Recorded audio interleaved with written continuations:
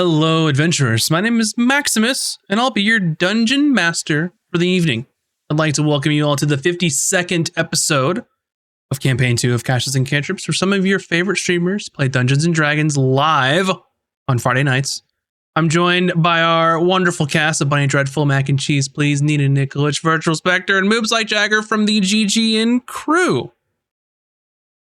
The band's back together. Everyone's here. Band's back together. Hopefully you all watching or listening are having a fantastic evening or day or morning or wherever you're listening or whenever you're listening from. And I don't know. I feel like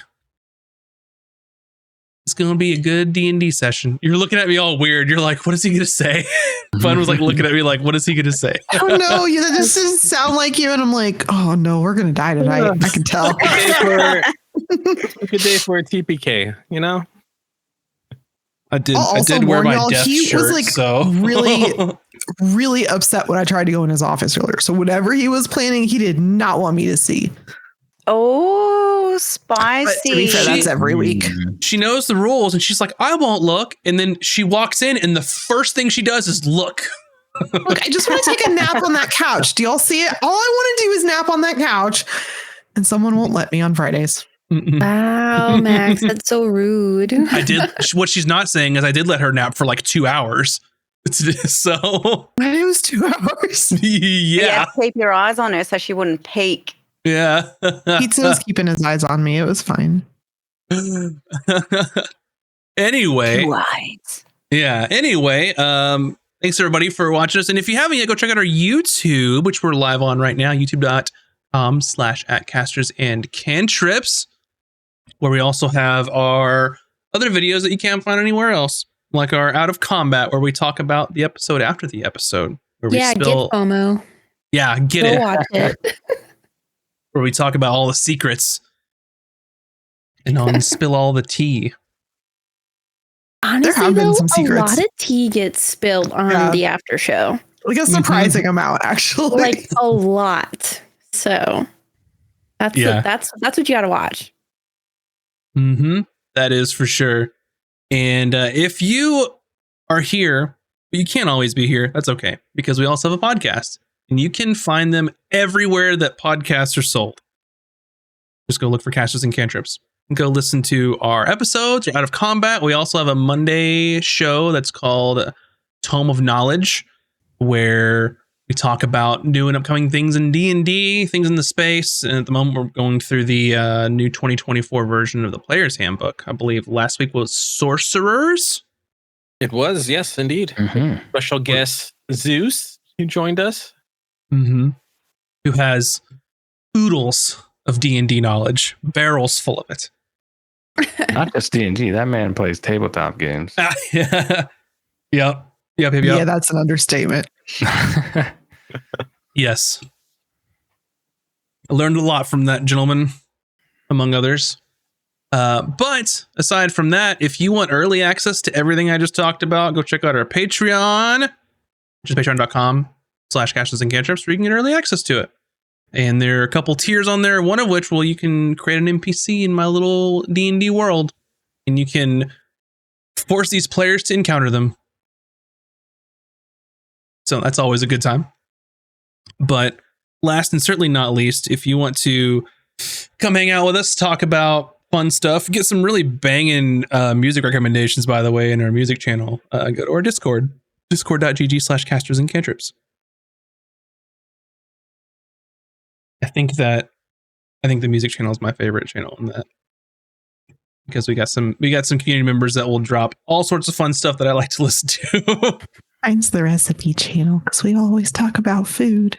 Yeah. That's also my favorite in the GGN channel. So you should also go there and talk about cheeseburgers. I had Oh, now I want a one. delicious bratwurst today. Oh, And That's I was amazing. I was thrown off because it has melted Swiss cheese and Thousand Island. I was like, that's not gonna work. And then I ate it and it totally worked. But delicious. Oh, Look at Yeah. that. Look at that. I want that. Ooh. I'll post that in the food channel right now. Yeah, post that. I want to look at it. I don't know why it's called Thousand Island dressing. They take 1,000 islands and they grind them up. They crush it up into some pure unfiltered island sauce. A drop of water dew from every island and put it together. Guys, I Googled it. Thousand Island dressing is named after the Thousand Islands region in New York and Canada, where it originated in the early 20th century. I would like to subscribe to Island Facts. I want to subscribe to Mac Facts, and I just want Mac to send me random facts. Mac Facts. Yeah, Mac Facts. It's just like, it'd be perfect. There'd always be something interesting. That's all I know. Mm-hmm. Every day. This fact is brought to you by Google's new AI feature. Wow. Yeah. Thanks, Google. We're getting slightly better. Right? Not made from real islands. I'm disappointed. Yeah, that's got to be false advertising. It's probably illegal in the EU. They have to call it something different. That's from New York / Canada. Is the Oh man. Anyway, I think that we should begin tonight's episode. Crashes and Cantrips. Our heroes continued their perilous mission to secure Captain Blackbeak's rise to power within the Captain's Congress. With the clock ticking, Hayden and Emmy ventured to the camp of the infamous Bloody Buccaneers to win over their leader, Duroc. One who was not easily persuaded, Duroc challenged Hayden to a fierce one-on-one duel to prove his worth. And amidst the cheers and jeers of the pirates surrounding, Hayden faced off against this formidable orc captain. And despite sustaining heavy blows, Hayden's agility and determination eventually led him to victory. Acknowledging his defeat, Duroc agreed to cast his vote in the Captain's Congress in favor of Blackbeak.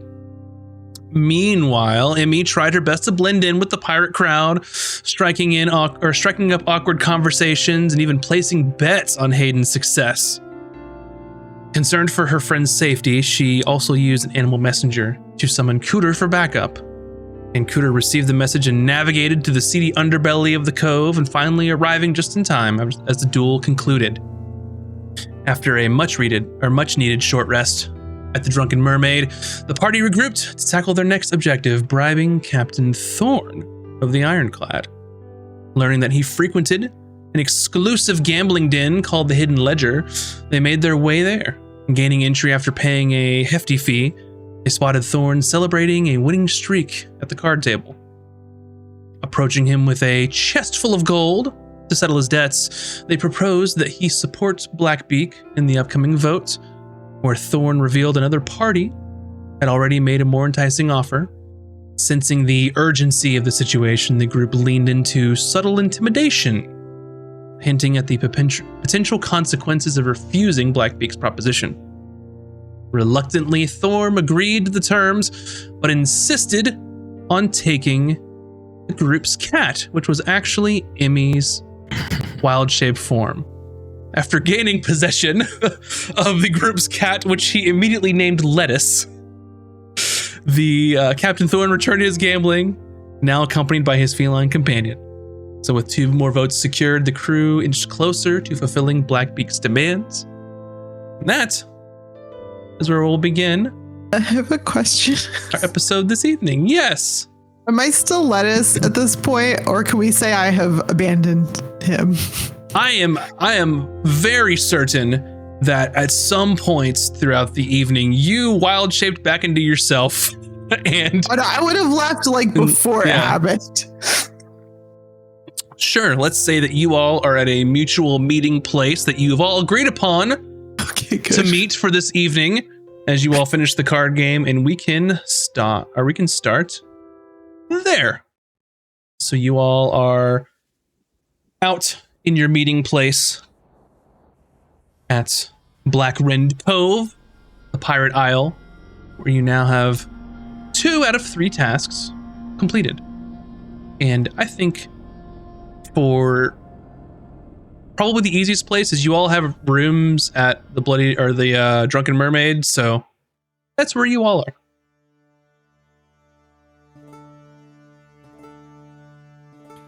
Oh, to see everyone back in one piece. Oh, we knew Emmy would make it out. 2 out of 5 isn't bad. We did So it. far, so good. I'm gonna be Well, sore thank for at least a week. I thought he might kill you. I'm gonna be honest. You really think that little of me, Emmy? No, he just seemed really mean. I don't think And he he was. seemed such- like he might cheat. Oh no. I don't think he was smart enough to cheat. Oh. I did get some money though. So good job. Very good. Gambling is fun, it turns out. Wait, I thought you thought money was useless. Yeah, but I found out you can play games with it called gambling. She did quite well, actually. I did very well. I made 30 gold. Is that a lot? Fair enough. I guess in these parts it's a decent sum. Enough for you to get drunk off for, I don't know, maybe 15, 20 days? Oh, I don't get drunk. Here, kidder, you can have it. And then you can get drunk. Oh, well. I give you 30 gold. It did. I'll add it to my inventory. it did cover most of our entry to that club, so that was actually quite useful.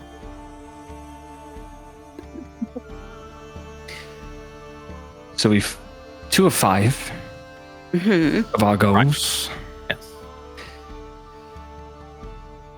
I think I actually acquired 3 official forms of inquiry from the docs.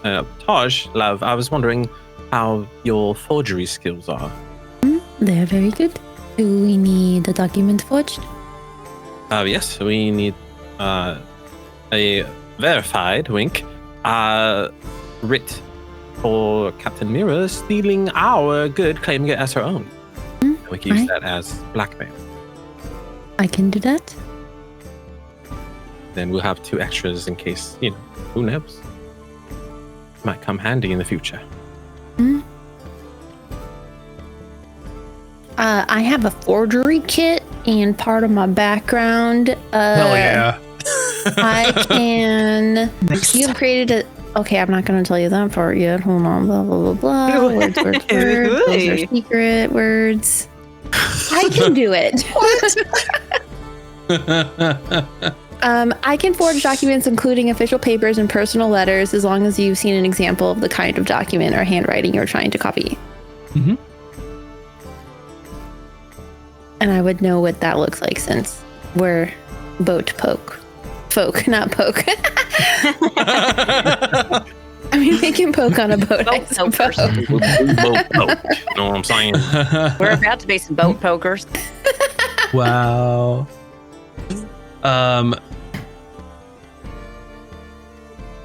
That's exactly what we need. Yeah.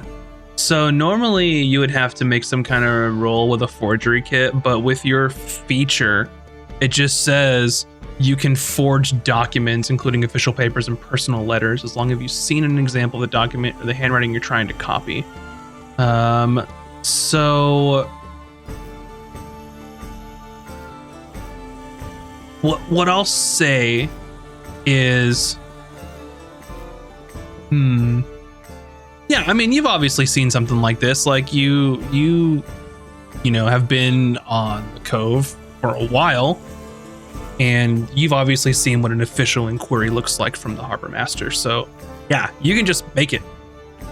Spend some time, spend a few hours in the evening, and you've got what appears to be an official inquiry into Captain Mira, alleging that she and her crew are claiming goods as their own when they're not. And if I remember correctly, Azraki, your goal was they claimed some of your goods, so you would be the what's the word I'm looking for? I don't know. I'm not defendant, Plaintiff? but like the Plaintiff? basically the aggrieved party or whatever. The complainant. I don't know. That one. So yeah, you make it because this is your wheelhouse and you're good at that shit. All right, excellent. At this point, it is the evening since they had to wait until the gambling den spun up earlier. Just for you all's reference.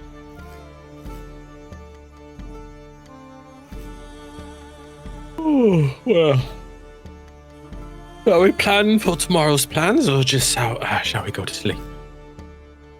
I suppose we might as well prepare, but what was on the agenda for tomorrow? I guess Taj will work on these documents, so maybe that's the first thing. And then we sink a boat. Right? Eventually. Oh, okay. That's right. Y'all can do whatever you want. I am plenty prepared. Intimidate Lyra. Discredit Captain Mira. That one's the tough one, but we've already laid some groundwork. That she's the one who basically snitched to the conservative order that killed Captain what's it called it? Okay. Whom are you referring? The captain whose ship we saw coming in that was sunk. Ah, Captain Orion Yes. All right.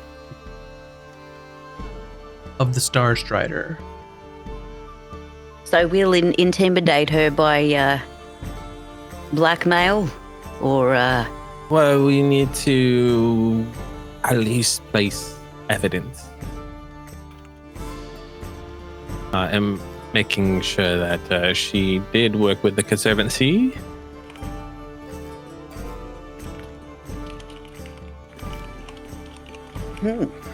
righty. I guess we'll investigate that one after we handle Mira, right? Well, I know that Hayden definitely needs a bit of a rest, so Please. shall we turn in?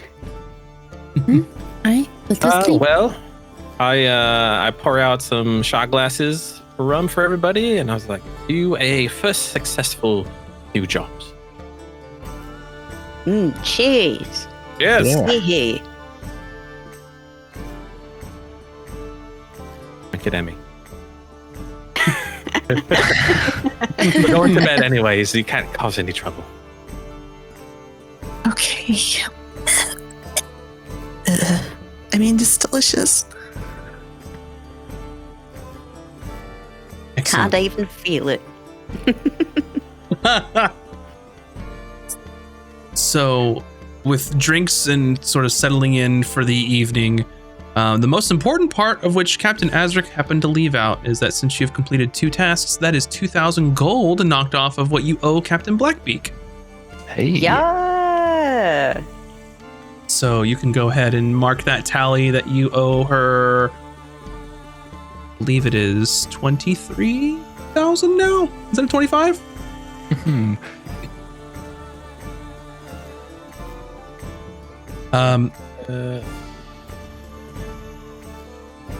And just to clarify, 'cause I know there's some similarity in the names, but your remaining tasks, the sabotaging the ship, that has to be done on Captain Haldrick's ship, and it has to look like an accident, so as you don't draw suspicion. With Captain Lyra, they are essentially just on the fence, and Blackbeak just basically suggested to intimidate this captain to get her to vote in the direction. And Captain Mira is the one that you all need to discredit because they are also a candidate in the running. for the vote. So, however you choose your own adventure. But with that being said, you all can easily turn in for the evening. Taj, you finish your forged documents to help build your conspiracy against Captain Mira. And it is now the next day. You all have the benefit of a long rest. So you all get any HP, any spell slots remaining back. And of course you can choose your new spells for the day if that's your jam for your class. And it is now currently the 19th day of Septima. Thorn's Day, for those that are keeping track. And you have, I believe, 3 or 4 more days until the vote is set, which I believe is for the 23rd on Moon's Day.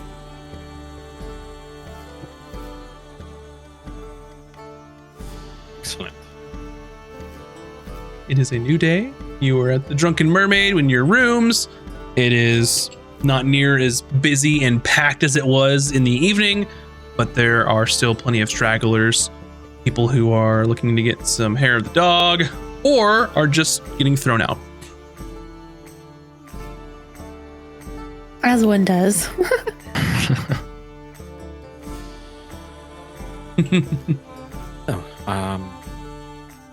I think we should continue doing the easy ones, and we should talk with Captain Lyra to make sure she knows where she needs to put her vote. I agree. Me too. Not that my opinion has any sway, but Do we want to intimidate Of them? course it does. You're the smartest one here. oh, I try. I did accidentally intimidate someone yesterday, and that I think maybe threw me off a little bit. I'm You not didn't. used to that kind of power. You Yes. didn't vomit on them, did you? No. Oh, thank God. Because killing is I not know. allowed on the island, so just...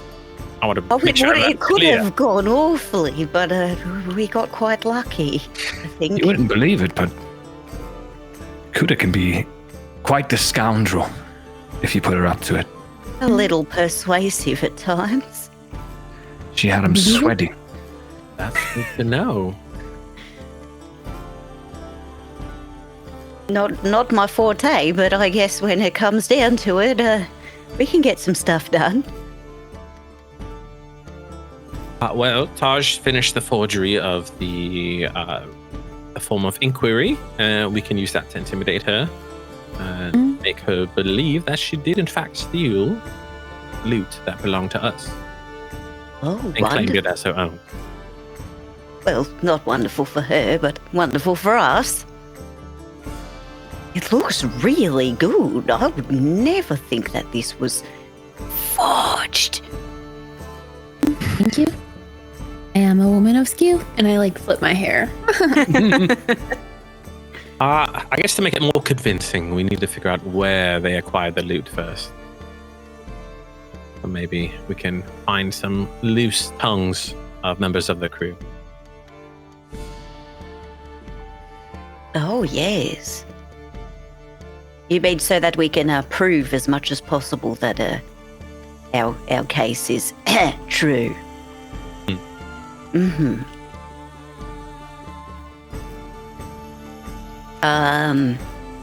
Well, I would feel bad hassling the barkeep again. I think yesterday he was quite busy and put out by our questioning.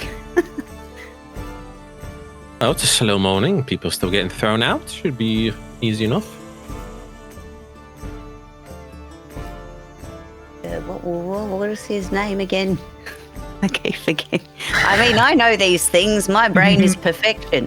What is his name? No, I'm kidding. Let me check my notes. Which I don't think I actually put them in there for some reason. I forgive you. What episode was it? It's Silas. That's the one. I get an inspiration, DM. Yes, you do, Hey. because you remembered an NPC's name that you've spoken to many, many times. We're professionals. That's the freebie for the evening. Everyone knows pirates don't take down notes. So yeah, I mean, Silas always seems to be there. Maybe it's because everyone that is working in the tavern is just constantly on shift, because literally every pirate in the patronage is on the island, so it's always busy. It's like working retail in holiday season. Just, it's terrible. He looks exhausted. Like he hasn't slept at all, but he's sort of cleaning up some of the broken glass and things on the hardwood floor, and just kind of trying to do his best to clean up before people start trickling in again.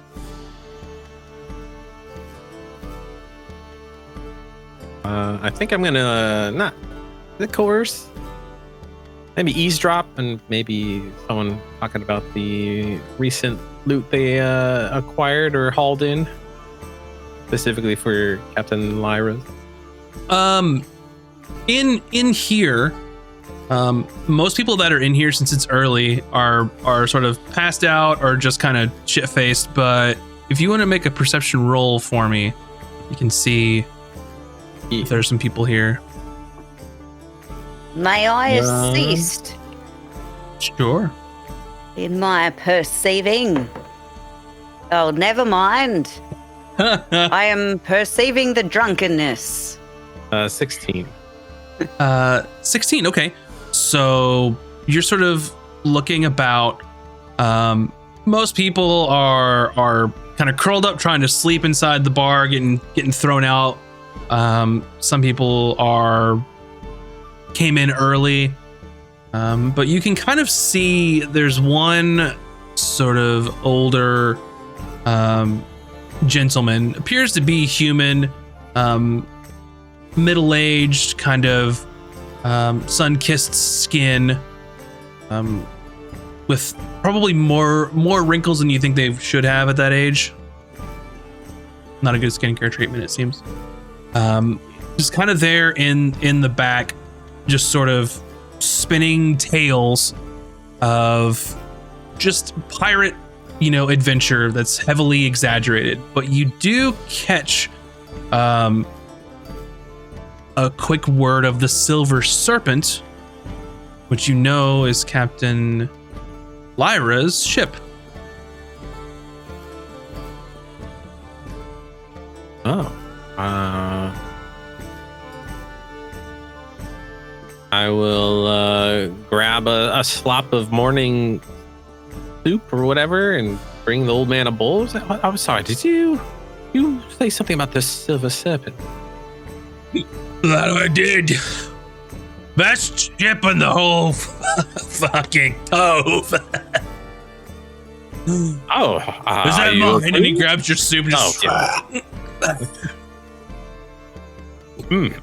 Yes. Are you a fan of Captain Lyra, or are you actually a crewman? I am in charge of all the gun crews. Oh, yes, a very honorable position. Dude, you're damn straight it is. I heard you and the crew had a quite successful haul before you guys arrived to the island. I mean, you'll have to be more specific, because all of our hauls are successful.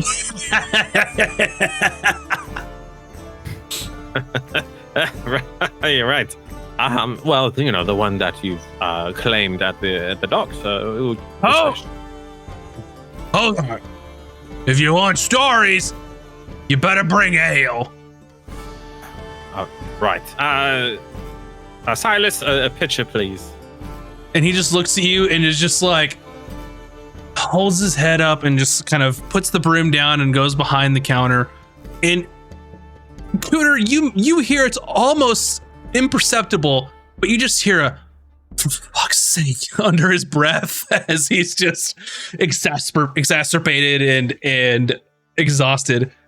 And you hear him just sort of yell, "That's right, ale for old man Dale." Wait, who was chuffing, huffing and puffing and chuffing? Silas, the proprietor. Yeah, right. Okay, cool. That's what I thought. And Silas comes back with just a pitcher and two sort of pewter cups. And before you get a chance to serve or be polite at all, he just grabs the handle of the big ass pitcher and just starts drinking like directly from it. Takes a big swig and just wipes off the froth of his scraggly looking beard. Now, what kind of story do you want? A story of your most recent haul.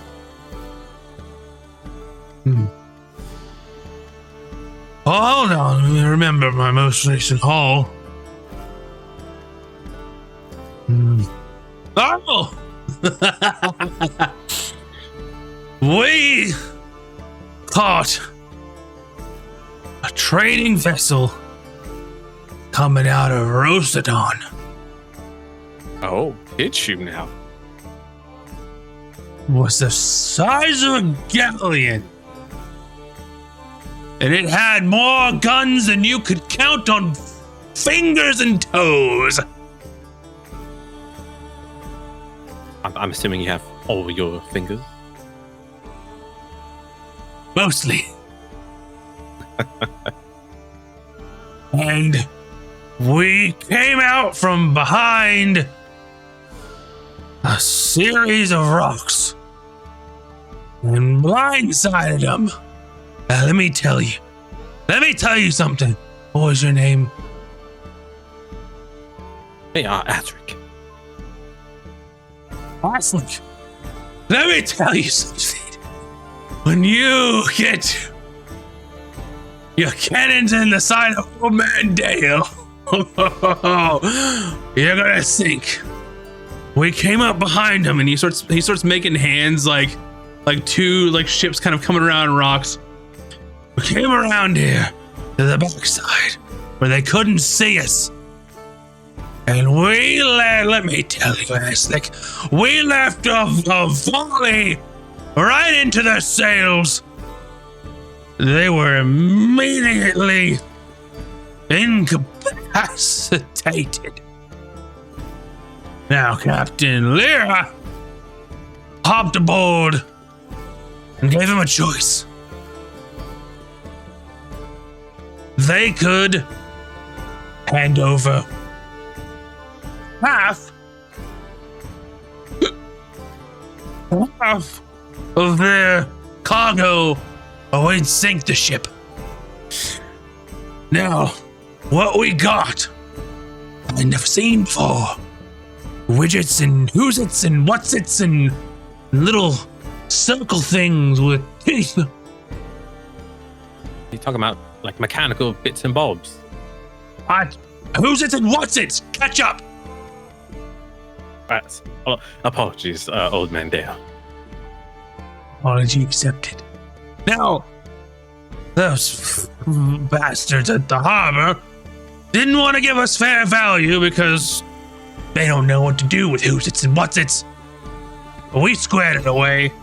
Quite the handsome sum.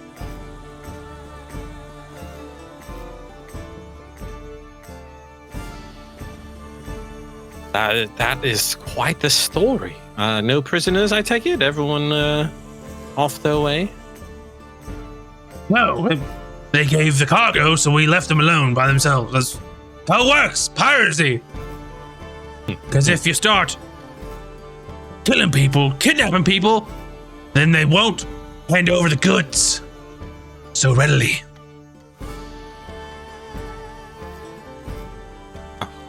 Thank you, Tiff, for quite a both story. It's quite enjoyable. Thank you. Let me tell you something. And he sort of slaps you on the shoulder.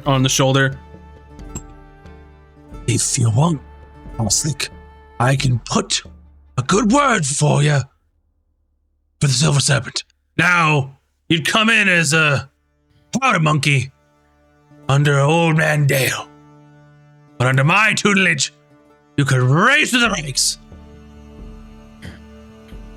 I would very much love to meet Captain Lyra. As a matter of fact, is that something you can arrange? I can put in a good word for you. I know that not Old Man Dale's fault. They might have got a shot or two in, but the ship's fine. It's just getting a little bit of repairs at the moment. Routine maintenance over by Reginald. But superficial damage. If you want, I can give you an introduction for 3 more ales. 3 more ales. Is he talking about a pitcher or a pint? That's up to you.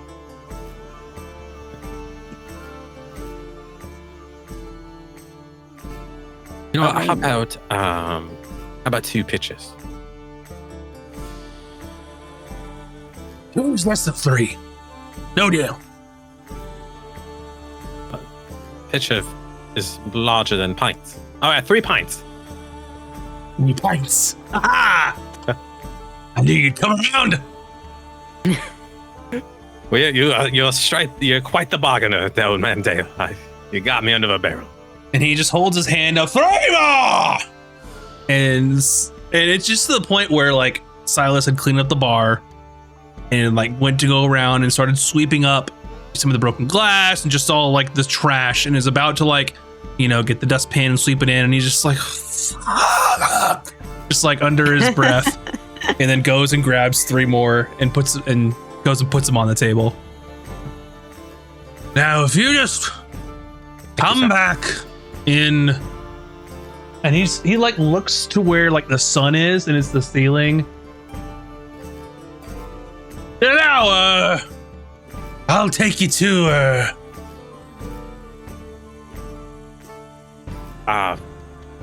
Great. I'll be back on the hour. Don't be late. And we're meeting here. Right here. And like puts his like finger just like in the middle of the table. All right. I will be back here in 1 hour. Salute you and just starts drinking one of the ales. A true gentleman, Old Man Dale. He's forgotten about you at this point. But key takeaway, you already know where the captain is, so.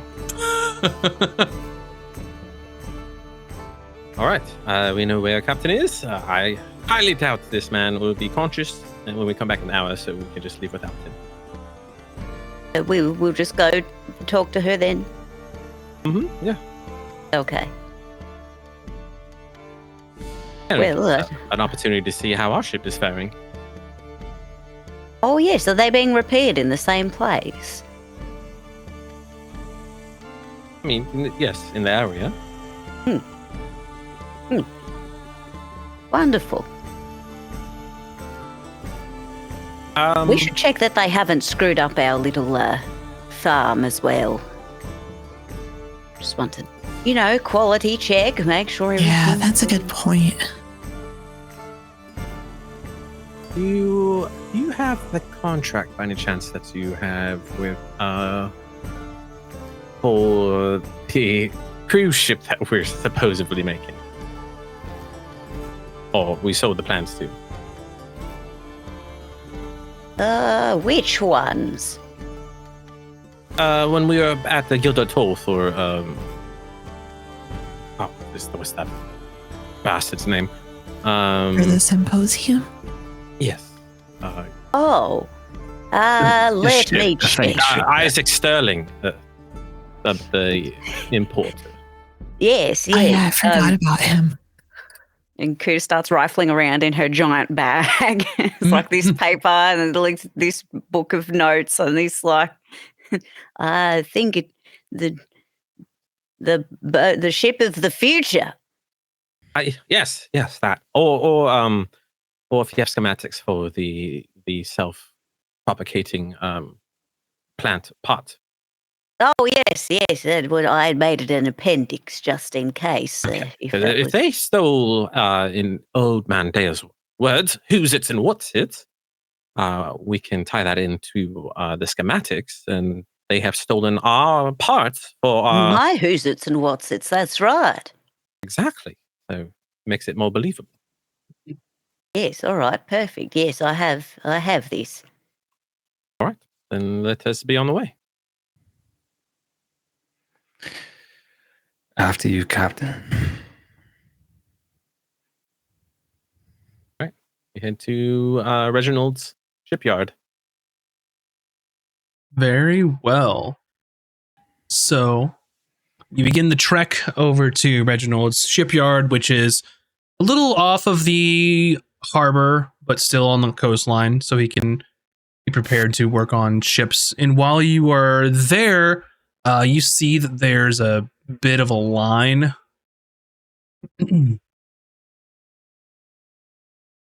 Waiting, and you notice that Kurzak is there among a few other people that you don't recognize.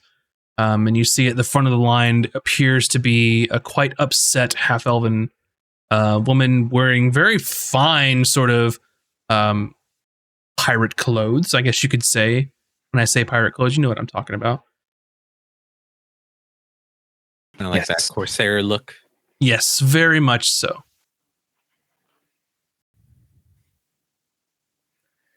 I'm gonna snoop and eavesdrop. And you just hear her sort of just shouting, "What do you mean there are no more slots for today? I have a ship that is needed to be repaired immediately." And Reginald just like, I just, you can see everyone behind you here is just, I'm quite busy. And she just says, "How much is it going to take, Reginald? I am tired of being extorted every time I come here." And then the arguing just sort of goes on and on.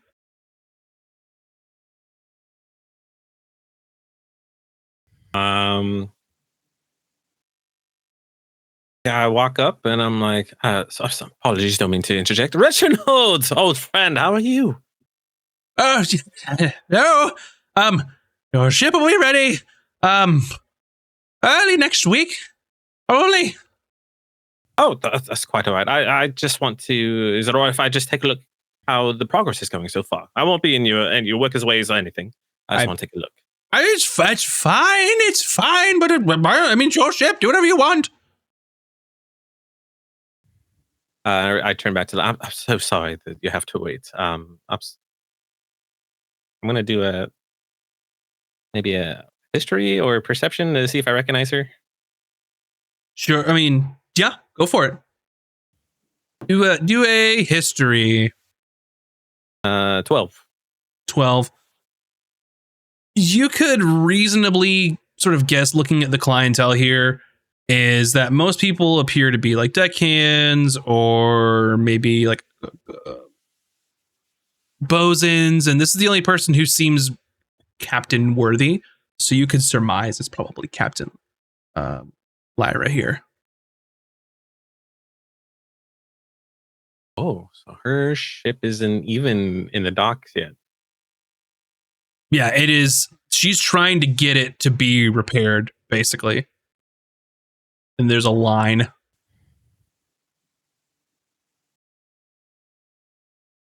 Oh, Captain Lyra. I'm sorry. Yes, can I help you? I'm sort of a bit busy. Oh, yes, I just met with your who was it?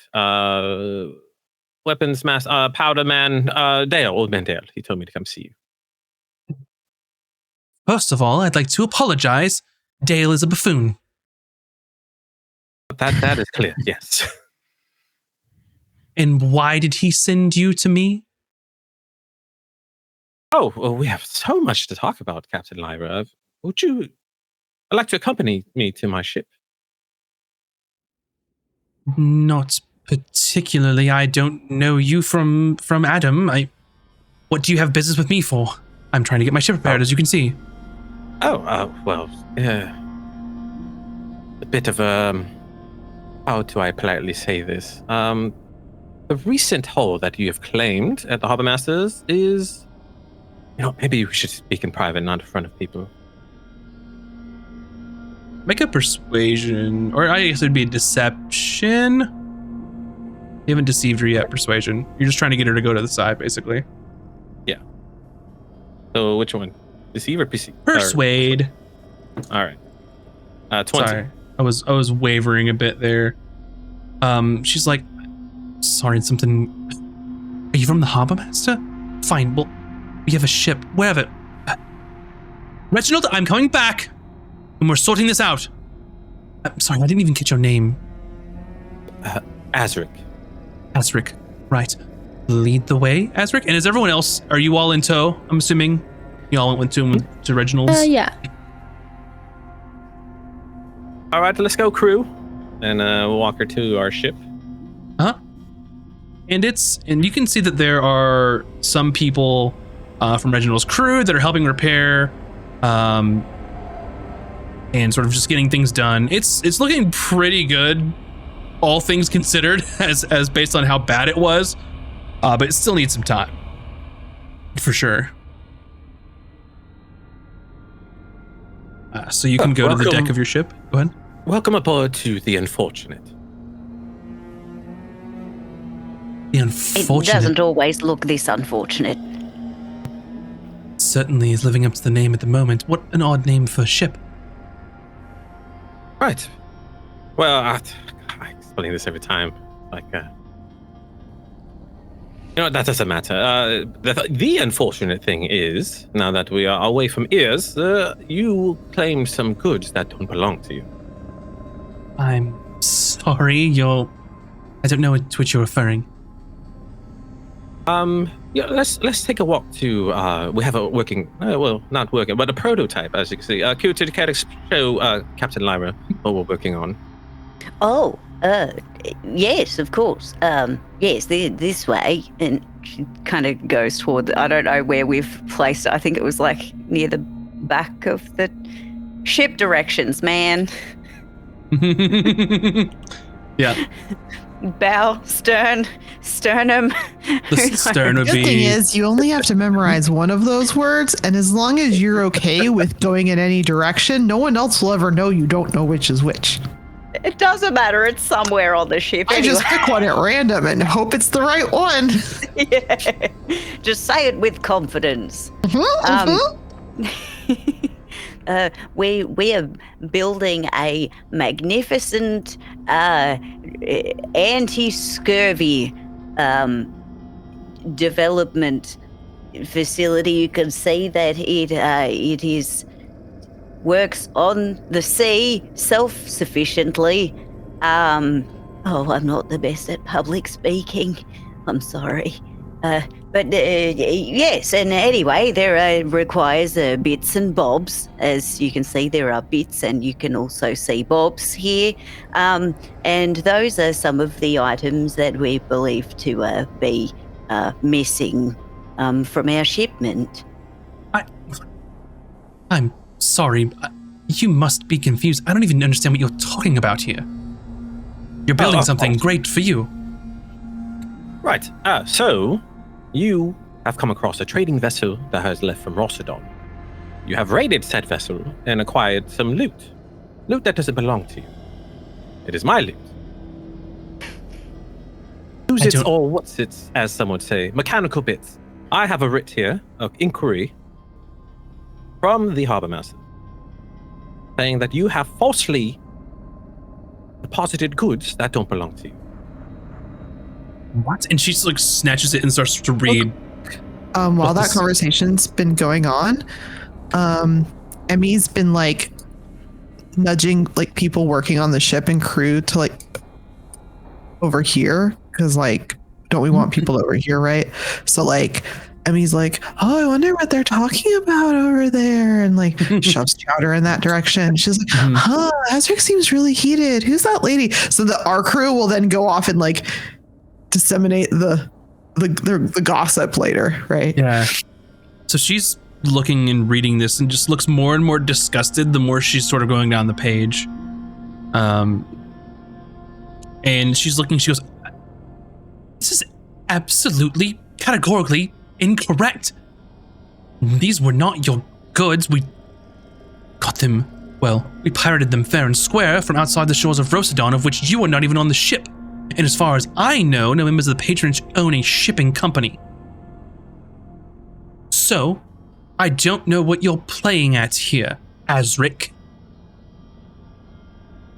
Well, I thought it would be very nice to actually have a conversation with you rather than report you to the officials. And I am a forgiving captain. Now, this form of inquiry can just disappear if you do something for me. Her eyes narrow. I see. And what is it that I could do for you? Well, as you can see, the island is bustling with pirates, trade, goods, news, gossip. And I hear that you not so sure who you want to vote for. I'm here to give you that little push in the right direction. Go on. Now, of course, as I mentioned, I can report you to the officials. You'll be in quite a bit of trouble, and your reputation will be ruined. Or you can place your vote for a candidate that I'm interested in. And who would that be? Haldrick? Mira? No, I would never dare vote for Mira. She's... Word on the island is she ratted out Orion to the Conservancy. But anyways, that's neither here nor there. I'm talking about Blackbeak. And she like looks around like, is anyone else hearing this shit? Kind of gesture. You want me to vote for Blackbeak? For the Captain's Congress? Yes, it's quite simple. Blackbeak, of whom has shown no interest in any of the comings and goings or politics on the island, who is also a raging, murderous monster. All true in that regard. But she is someone who can unite us. I believe. I mean, the Conservancy is already attacking our kind. So close to home.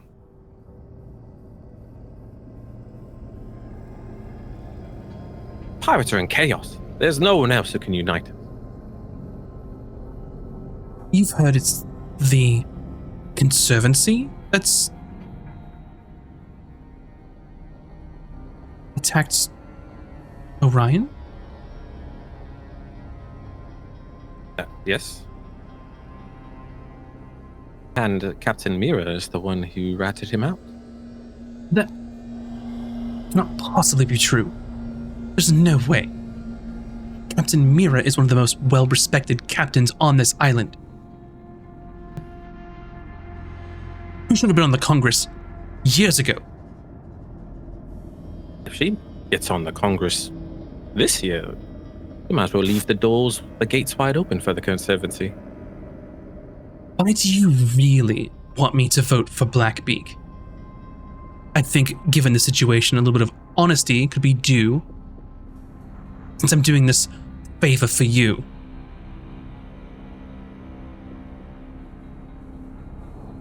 I am being honest, but what is one little vote going to matter?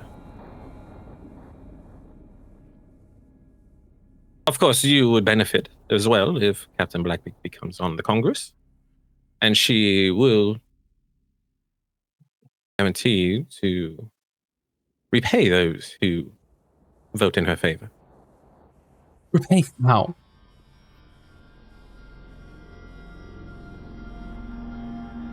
Oh, well, if you get on her good side, you may possibly go on to one of her raids. Ah, empty promises. And she sort of just looks around to the rest of the officers. And you all are fine with this? This is the sort of dealings that happen on this unfortunate ship? Captain, permission to speak. May speak freely. Azric's been honest to this point. Rumors have already started that the Conservancy has wormed its way into the pockets of certain individuals, especially those who hold influence on this island. Now, I don't know about you, but pickings have already been quite slim out there. There's a reason for that. They're closing in on nets. Now, as far as I've seen it, the only one who's been willing to stand up to this, or at least fight back, is that psychopath. I don't agree with everything she does, but I would rather live a little bit longer than I would otherwise with that little bit of security, knowing that maybe, perhaps, we can all fly under a certain banner, a united banner, much more than this chaotic rabble that we have right now.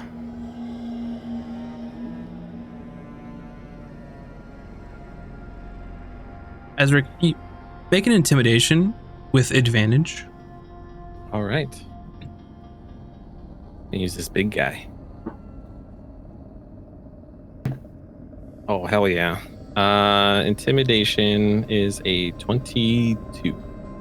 Alrighty. So she looks over you, mulls over Hayden's words. Listen, I'll vote how you're telling me to vote.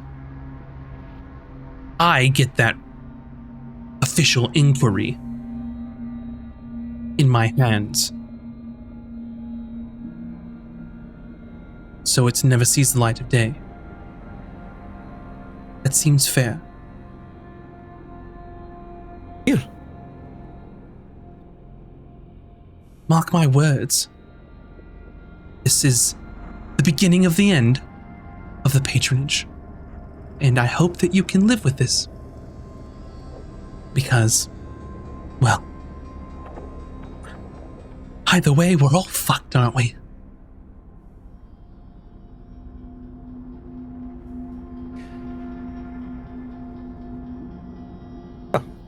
And I am glad we have come to an agreement. I expect that inquiry in my hands immediately after the vote. And you'll have it. I wish I could say it was a pleasure, but it most certainly was not.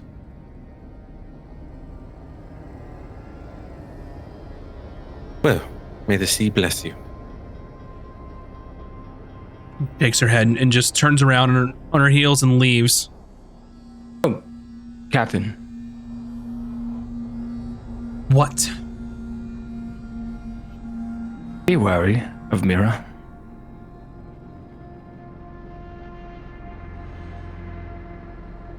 I can throw you all about as far as I could toss you.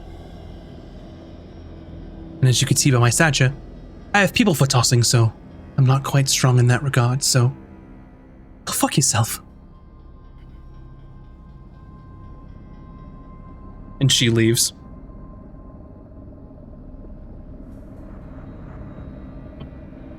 Right. That went well as expected. 3 down. Oh, that was very intense. Well done, Azric. And you likewise, Hayden. And Taj for the. I can't believe they written- stole stuff from our ship for real. Oh, it's water under the bridge, Emmy. I mean, it's like clear that you actually also convinced Emmy.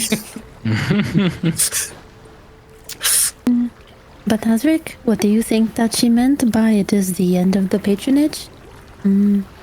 Is this maybe something bad we are doing by getting Black Bee collected? We will have all the power of the island, basically. Giant armada to go to war with any country here in the Pinnacle Depths. Aye. I mean, if you have any reservations, any of you, you're welcome to speak. But we're on the right side of the war here. That is the winning side. Be specific. I do not think you are wrong. I just wanted to know if you had any ideas what you were talking about and how all of this might negatively impact us. Well, you know, as she said, she hasn't really cared about politics or anything around this island, really. She's been doing her own thing, but now she was going to rise to power as already the most feared and nefarious pirate of these open seas. She did make it sound like it might be harder to discredit Mira than we gave that credit for. She seems to have more influence in this, among this group than we thought.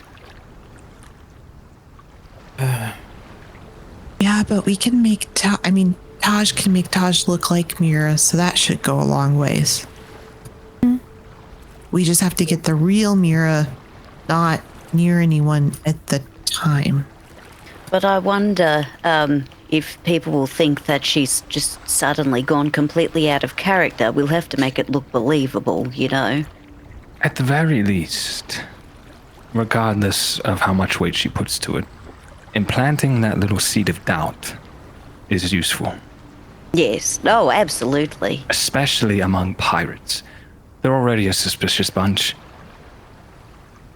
So you're saying it'd be better for Taj to not be outright bad, but like give her one more reason to question. I mean, as Mira. I think we do whatever we need to do in order to ensure that Mira's reputation or whatever is dashed into the dirt.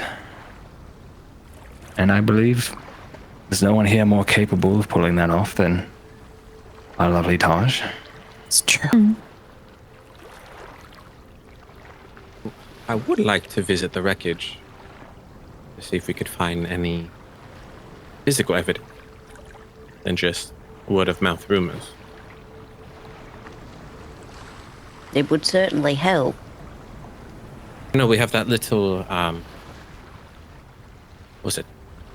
Piece of the sails that has their logo on it, but it's barely legible. True. We might need something more concrete. What if we rely on Taj for her forgery again? Perhaps. I can do whatever you need. What did you have in mind? Perhaps we make a fake notebook that belongs to Mira with some scribblings in it about her dealings and then a piece of that conservancy banner. And Taj as Mira drops it somewhere where nosy sorts are sure to find it. Something like that would definitely be more convincing. We would definitely need some kind of paper journal, something that Taj he needs to see how she writes to mimic it. That is the hard part of that. I could steal something. Some kind of seal or an emblem that indicates that this belongs to her. Either Tosh could go into her quarters invisible and look, or I could go and steal something as like a rat. Either or. That works. You can be invisible. How many days do we have left? You 3, I believe. Yeah, so the 23rd is when the vote will be happening, and it is currently the 19th. I will say, forging a like notebook would be more, or like a journal would be more than like a one night affair. It might take like a couple of days to believably create like entries or something like that. And then another point, you all did investigate that wreckage and found direct signs of sabotage. We just didn't find like evidence that we have like tangible stuff we could use to show someone else, right? Like we saw it, we know it happened. You saw, you know what happened. You could try and convince. There's nothing that pointed to the Conservancy at all, but it did point to a direct sabotage of their ship. So it wasn't an attack that sunk them. You all figured that out. Not like they got sunk by cannon fire or anything like that. So if other people went and saw the wreckage, they'd know the truth as well, and then we could be like, yeah, obviously it's this. Yeah, But- I mean, you could conceivably direct people and what to look for based on what you found. Yeah. Time is not our friend currently. I do have 2 more forms of inquiry. I don't know if that's of any use. That we can hand directly to the patronage, detailing the sabotage of Orion's ship.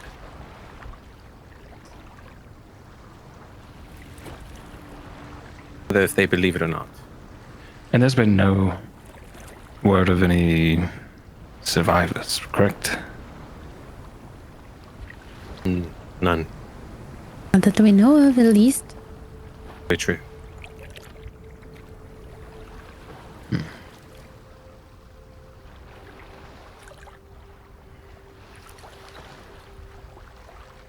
Since we're short on time, should we like try multiple things and split up? Ah, yes, split the party. The old classic. The old party trick, you know? Well, I was just thinking I'm not going to be any good at lying or convincing people, so I could go and spy as a cat or something. Maybe? Well, we could put this and save it last and deal with and sink the Captain Ulrich. ship. Yes, we can do that. That may be more simpler to make it look like an accident I and knew it. by us gathering information, subterfuge, anything like that. I wonder, is there a way that we could sabotage Holdrick's ship and make it look like Mira did it? Whoa. Is there a way that maybe you could Taj disguise looks like yourself as someone- Mira to sabotage Someone on her Holdrick's ship? crew. It Or doesn't someone have on to her be crew, yes. Oh, if Sorry, I'm feeling a like- little What the I could do? hiccups. Yeah. like old man Dale. Like barking. It's strange. I could pretend to be a survivor, and I can say that I saw that it was Mira and her ship. Ooh.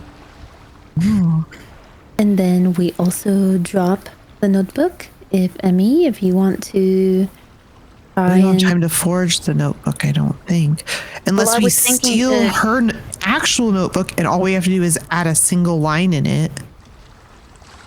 Is Yes. that more doable, DM?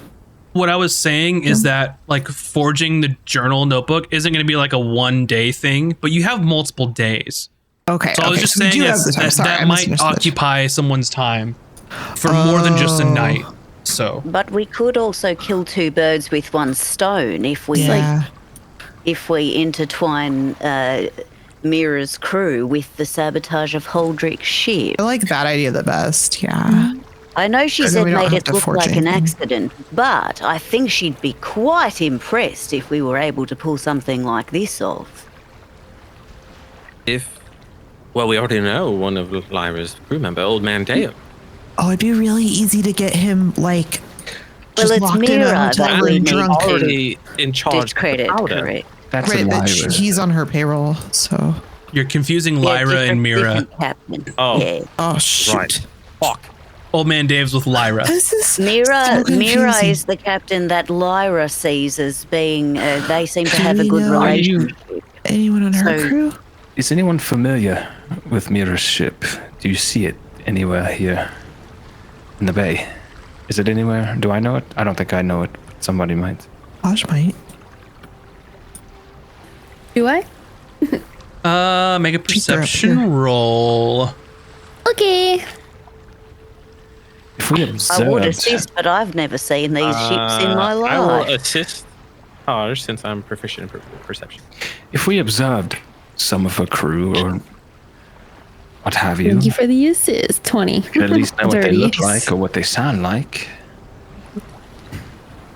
Can make Yeah, impersonating all we them have easier. to do is sink the ship, and as long as the last person seen by that ship that wasn't part of its crew is someone from Mira's crew, and then when we sink it, we could steal something from the ship and place it on Mira's ship, so it looks like definitely it had something to do with it.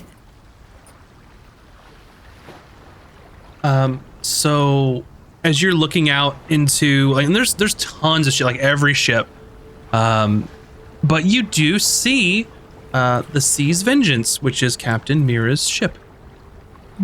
It is amongst a sea of ships.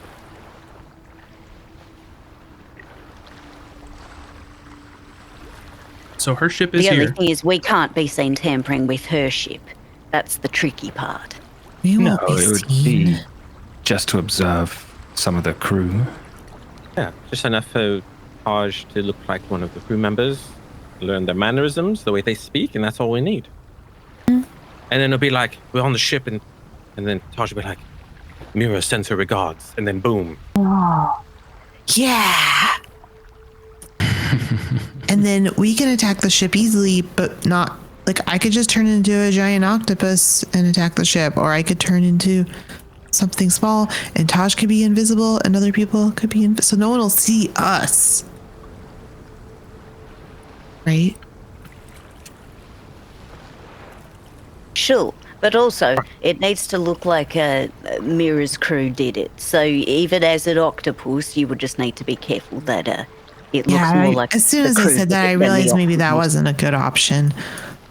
It's still a wonderful way to Unless disguise Mira's yourself. known for perhaps. having a giant pet octopus. Well, we might be able to find that out.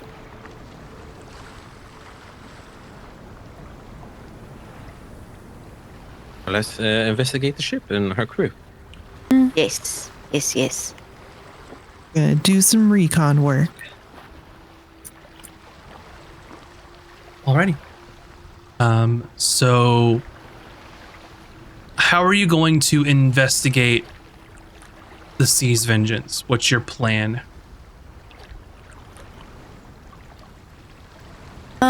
I can turn folks invisible if we want to. How many people can you turn invisible again? Hold please. I could twin. I can twin it too. So that'd be all of us, right? And then Emmy, you'll be in the water. Yeah, I'll just go in the water and be like a fish and just like scope things out. If we can figure out which of the crew may be an officer, that would be Actually, I'm going to be a seagull because then if I see someone who like, I'm like, yeah, you guys should follow that guy. It'll be easy for me to be like, caw, and then like, you know, or I could like, you know.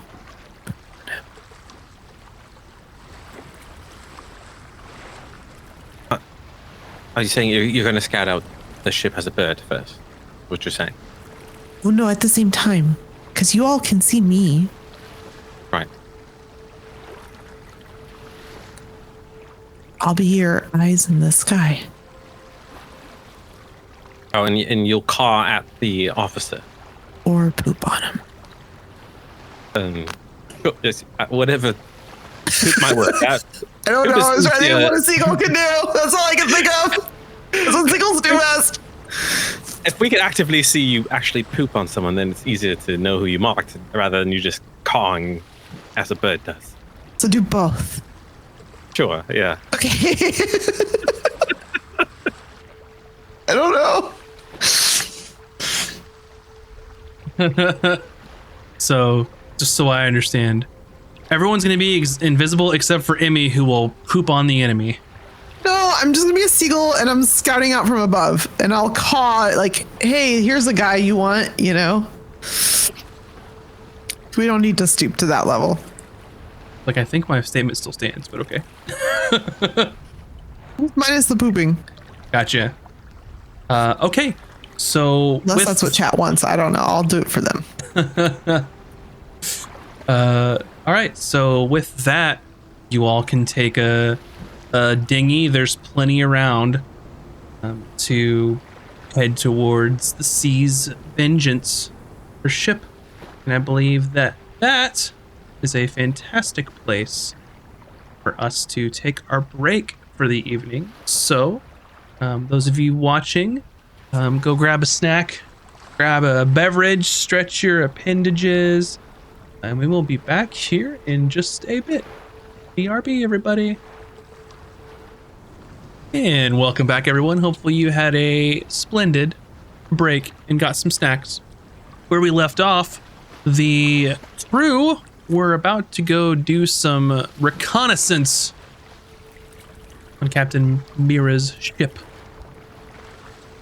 for some of their future nefarious plans. So, you all can make your way in a dinghy over to the Silver Serpent.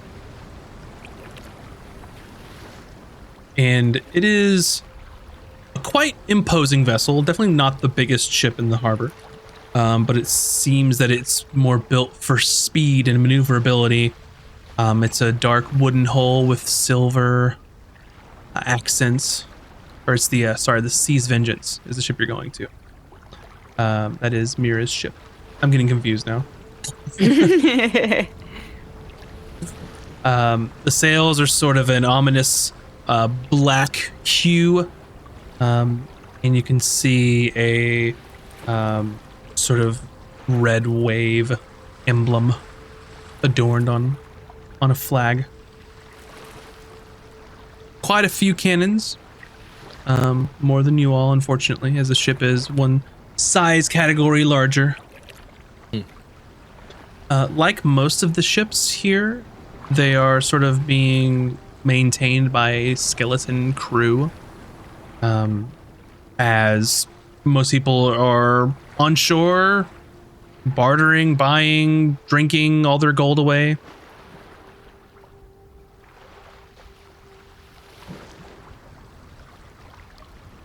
So, how do you approach? What do you do? Well, first I'm gonna fly over and perch up on one of the masts or the rigging, and make sure that it like the coast is clear for them to approach. Okay. Yeah, there are just maybe a handful of people on the deck.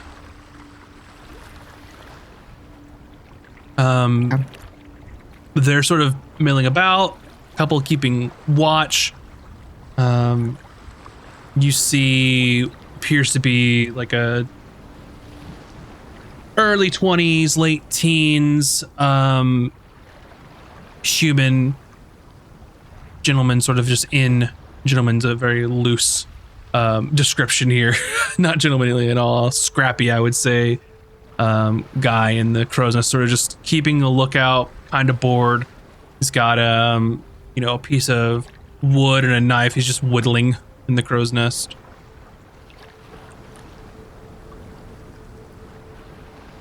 Is he gonna see their like boat approaching? Maybe, but I mean, there's boats all over the place here. Every known pirate is in dock, basically.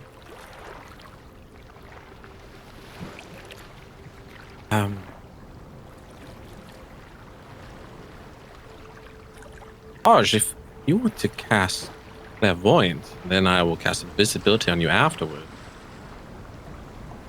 That's an option, or we just all go invisibility and climb aboard. We could all do it. If you, I mean, I could do clairvoyance, and then hold on, I gotta double check something. Wait, if she does What do you clairvoyance, do we me to even do? Because need to go on board?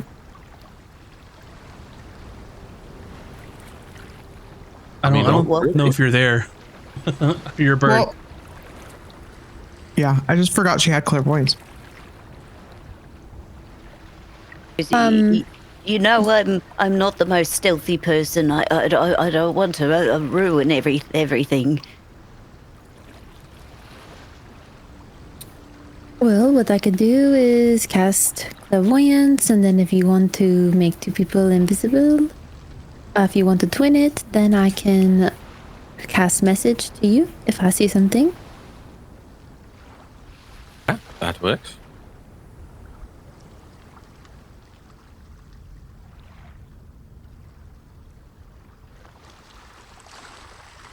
I'll just be as quiet as possible. Yeah, I'll invis you and Cuter. I'll just dip under the water if need be. Do not invis me. Oh no, okay. Why don't you do Hayden? Sure. So if I do clairvoyance, then I can hang back and then cast message to you if I see something. Okay.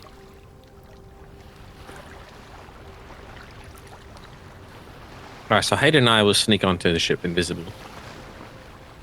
Cuter, he stay here and protect Taj.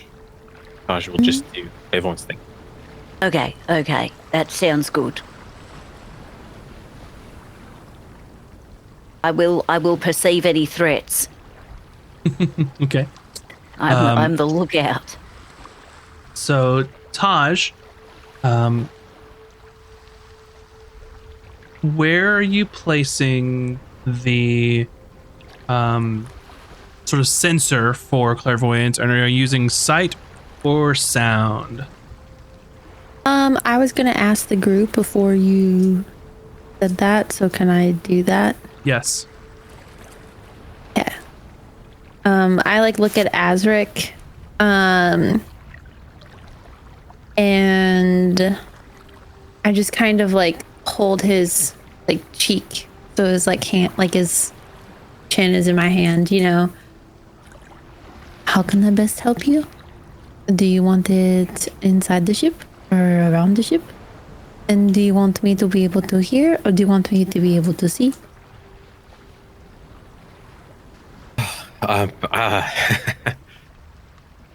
You're so lost in your eyes. I probably sight. So you know who you're gonna turn into. Aye.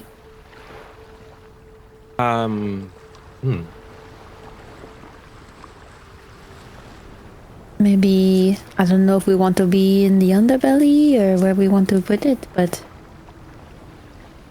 Probably on the deck where everyone is, and then maybe we can create a distraction where people run up deck, or hopefully Emmy, she won't be able to see us. She'll just call around, I guess. I just want to make sure that it is where people will be. So if you make a discussion so that people will be on deck, we can do that. Let's do the deck with sight. Question. What exactly are you and I doing on the ship? Just getting a closer look. Maybe we can snag something if we see something interesting. Right. I mean, technically, I guess we don't need to be on the ship, and Taj can just clairvoyance with sight, and then once we find a target, then she can message me if it's the right person or not. That's right. We're trying to see who is the officer of anyone of renown, if anyone's left behind. Well, I just wanted to confirm what my role was. So, I mean, technically it'd be 2 more pairs of eyes up there. Maybe we'll be able to see something Taj's spell can't. I don't know exactly how much you see with it, but if you wanted to board, I'm fine with it. All right, yeah, we're not gonna do anything dangerous. We are just scouting who her crew members are, and then pick the best person for Taj to impersonate. Aye.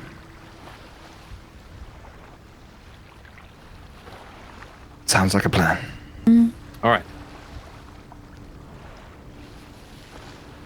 I cast Invis on and twin it on Hayden and myself, and we slip into the water and move up to the ship. Okay. So you have cast invisibility and you're making your way over to the ship. You're not being seen, so you can swim, without even being observed, and you make it over to the ship, and find a way to climb up the side, if you would like. Mm-hmm. Yeah. Like the anchor rope or chain, or they have any ladders. Easy enough. You can sort of begin climbing up the side. While they're climbing, I cast subtle spell clairvoyance on like the mast, so I can like kind of 360. Yeah. So you can see the scraggly looking young guy in the crow's nest, with a seagull sort of circling above. You can see what appears to be an elderly turtle that's carrying up sort of a large pot with some kind of boiling liquid in it. Looks like an old timer kind of shuffling on the deck. And you also see a halfling gentleman who has shaggy brown hair, kind of has boyish features, but is definitely probably 30s or so. Is wearing sort of very nice clothing with like a cape that has like a very tall collar. And the cape is sort of designed like the night sky almost.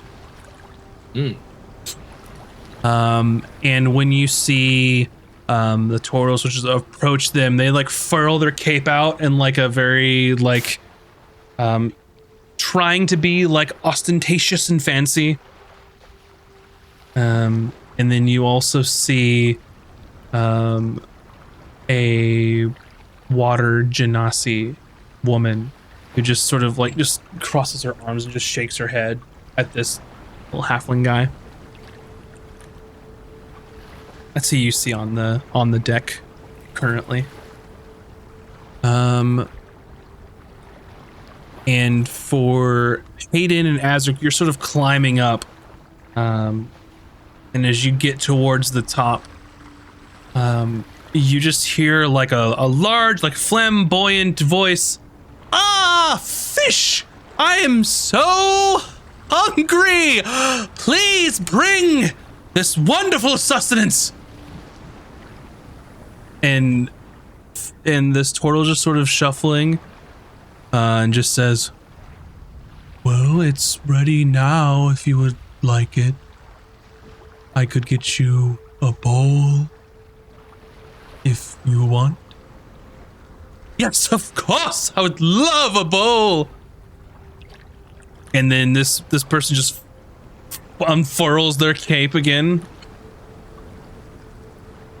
And you see the water genasi on deck as well, with sort of sea green skin and sort of like long flowing like aquamarine colored hair.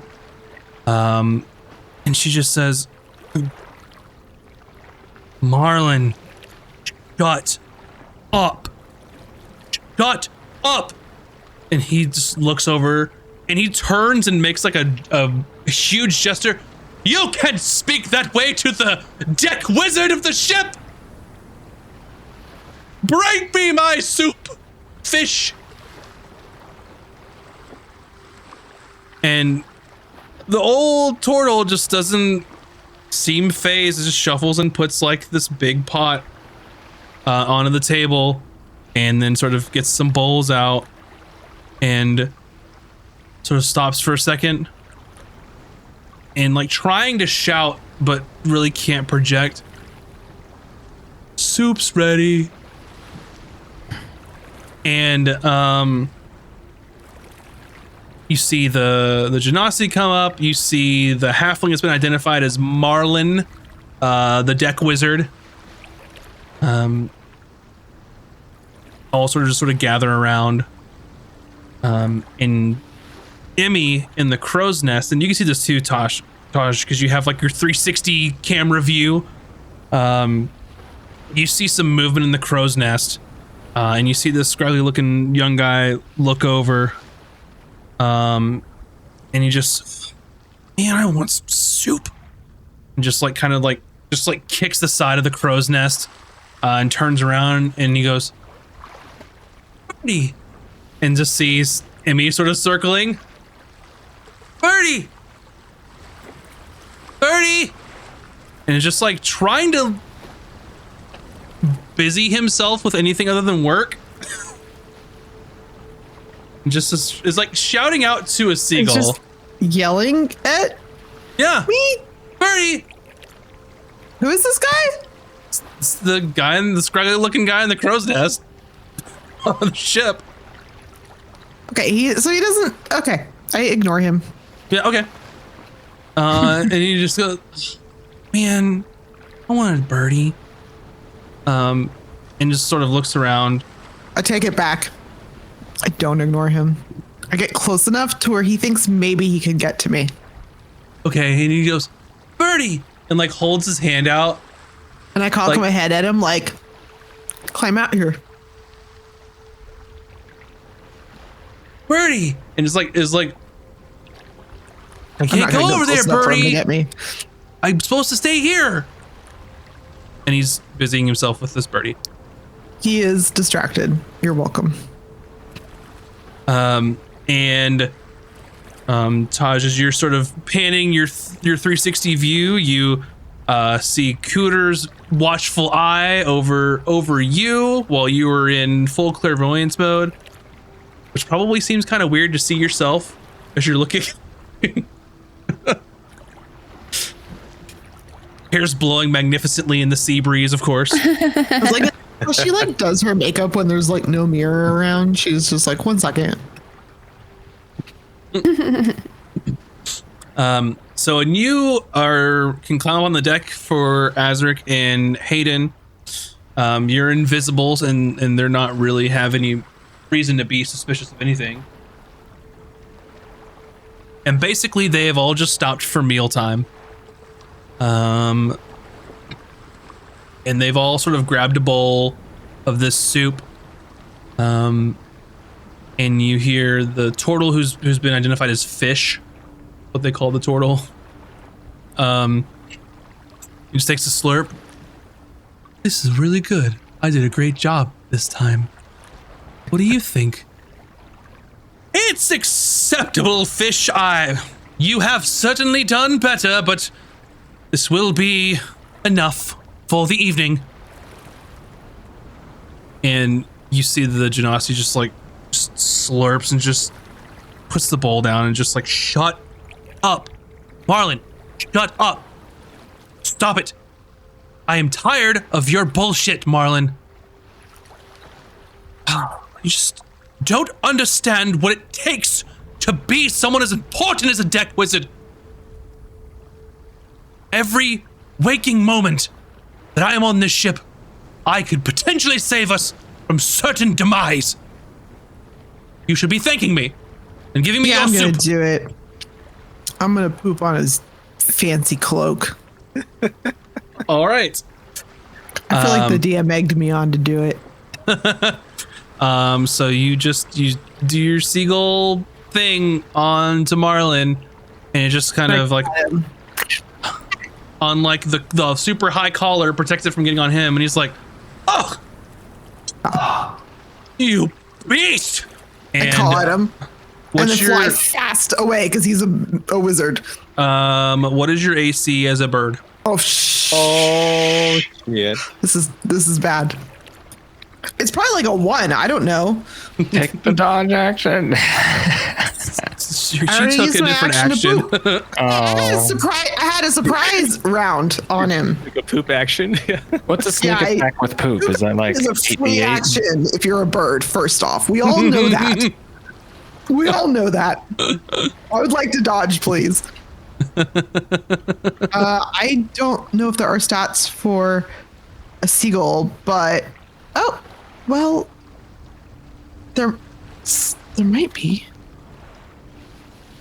A raven has armor class of 12. That's what I was looking at. I was like, I think that's the closest that I can find. Marlin rolled a 15 for his spell attack.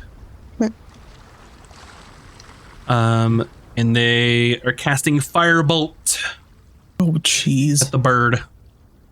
And they roll. So you're not letting me use the dodge action, I take it? No. Okay. Damn it. You already did your action. I only have 1 hit point. So they roll a 2 on their Firebolt. As you were flying over, and then Taj, you see the wizard sort of spin around and gesture at the sky, and Hayden and Azric, you hear him go, "Firebolt!" into the air, and you see this streaks across the sky. And as all this is happening, I'd like to say that I want to switch my clairvoyance to sound so I can like hear what's going on. Yeah. So you hear things and him yelling, and then you switch it over right when he announces his spell. She just hears that. And Emmy, you will take 2 fire damage as your seagull form. So if we're using the raven stats, I am no longer a raven. Okay. Can I bonus action turn back into a raven and hope no one notices? Yes, we're kind of loosey-goosey having a turn, but not really. So I know. after you begin falling out of the sky, I believe. And sure, you could turn into Even something if else. he sees me turn into Emmy, I'm just hoping no one else will, so I'll turn back in. As soon as I see the firebolt get hit, I'm gonna go up to the ship's bell and start ringing it to hopefully like distract people's vision. Sure. Nice. Yeah, so Oh man. he just boldly announces his attack, singes the seagull. I don't think you have anything to worry about, by the way, Emmy, because if I remember correctly in the rules that aren't the brand new rules, which we're not playing with, you don't turn back into your form until you go to 0 hit points total. So maybe I have 1 hit point. No. You stay as the animal until Emmy goes to 0. No. You sure about that? I think that might be the new rules. That's the new rules. Is it? Yeah, I Yeah. play druids. I know. The Okay. new rules are I so wish that much were the nicer. case right now. Yeah. I may like the new rules better now. Then I got him because of backwards. this Yeah. Moment. But if you'll let me, but I am Moon, so I could bonus action shapeshift again. So if you'll let me use my bonus action, Yeah. So only people that would see it are the people who are literally watching. Yeah. So here's what's gonna happen. Emmy, you're falling out of the sky. You can turn into whatever you want to turn into again. The bell starts ringing ding-a-ling-a-ling-a-ling on the ship. And everyone sort of turns at the bell, and then Marlin looks back up, which you've already changed into some other bird at this point. And then you hear the Genasi woman say, and sort of look up, Sprout, what do you see? And he just goes, huh? And like stands up, and he looks, boats! And she's like, where? And he sort of I looks, thought our crew was kind of special, but actually, and let's see. Fucking natural one. He looks and scans and then points at the next biggest ship that's next to him. There! And then she's like shakes her head. And then Marlin proclaims, if there are intruders afoot, I shall vanquish them! And starts looking like 360 and like pulls out like a wand out of like a belt holster and starts like spinning around, like looking for targets. Yeah, I'm gonna slink back into the ocean. I'm probably. Hey, what are you doing? I mean, I can't see Azric. You can't see Oh. him. So, my You're both question is, invisible, were you we can't see each climbing- other. Were we climbing up the same? they were holding hands. You can buddy system if you want. I'm just Yeah. Okay. I assume he let me know that he was climbing back down somehow. okay. So I will follow. I used the Fluff Brothers signature knock. Okay. Do I?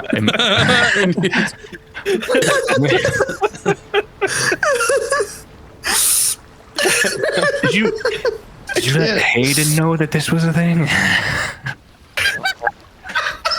You just hear an unrhythmic knock. That's all.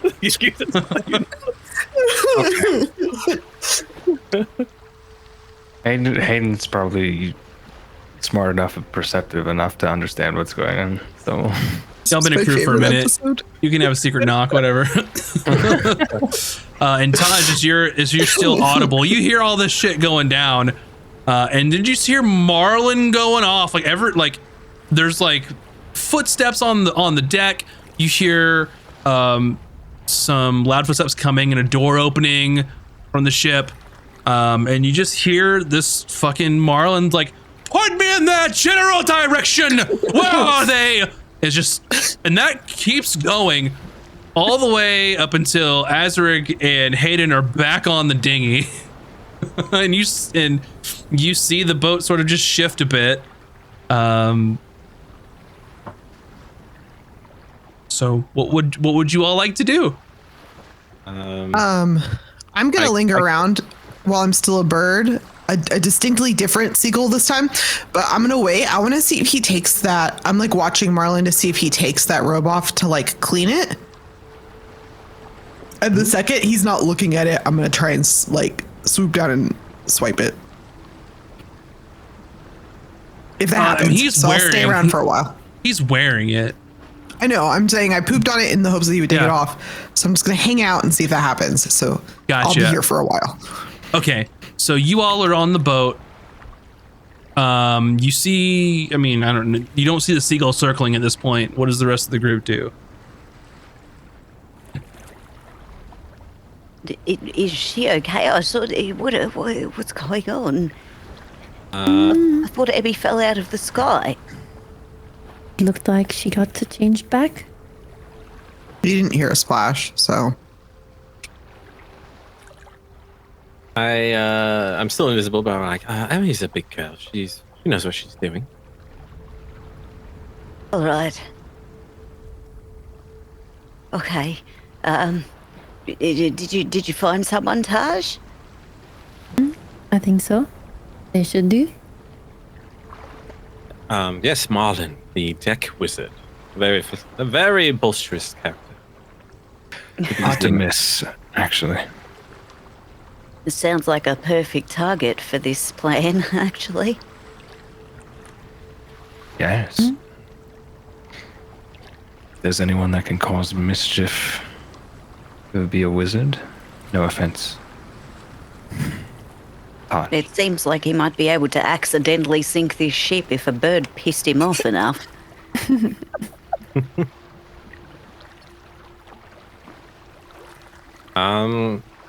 I think. Well, Emmy's a bird. She could fly back. So let's start rowing back. All right. A successful scouting mission as you all begin rowing back.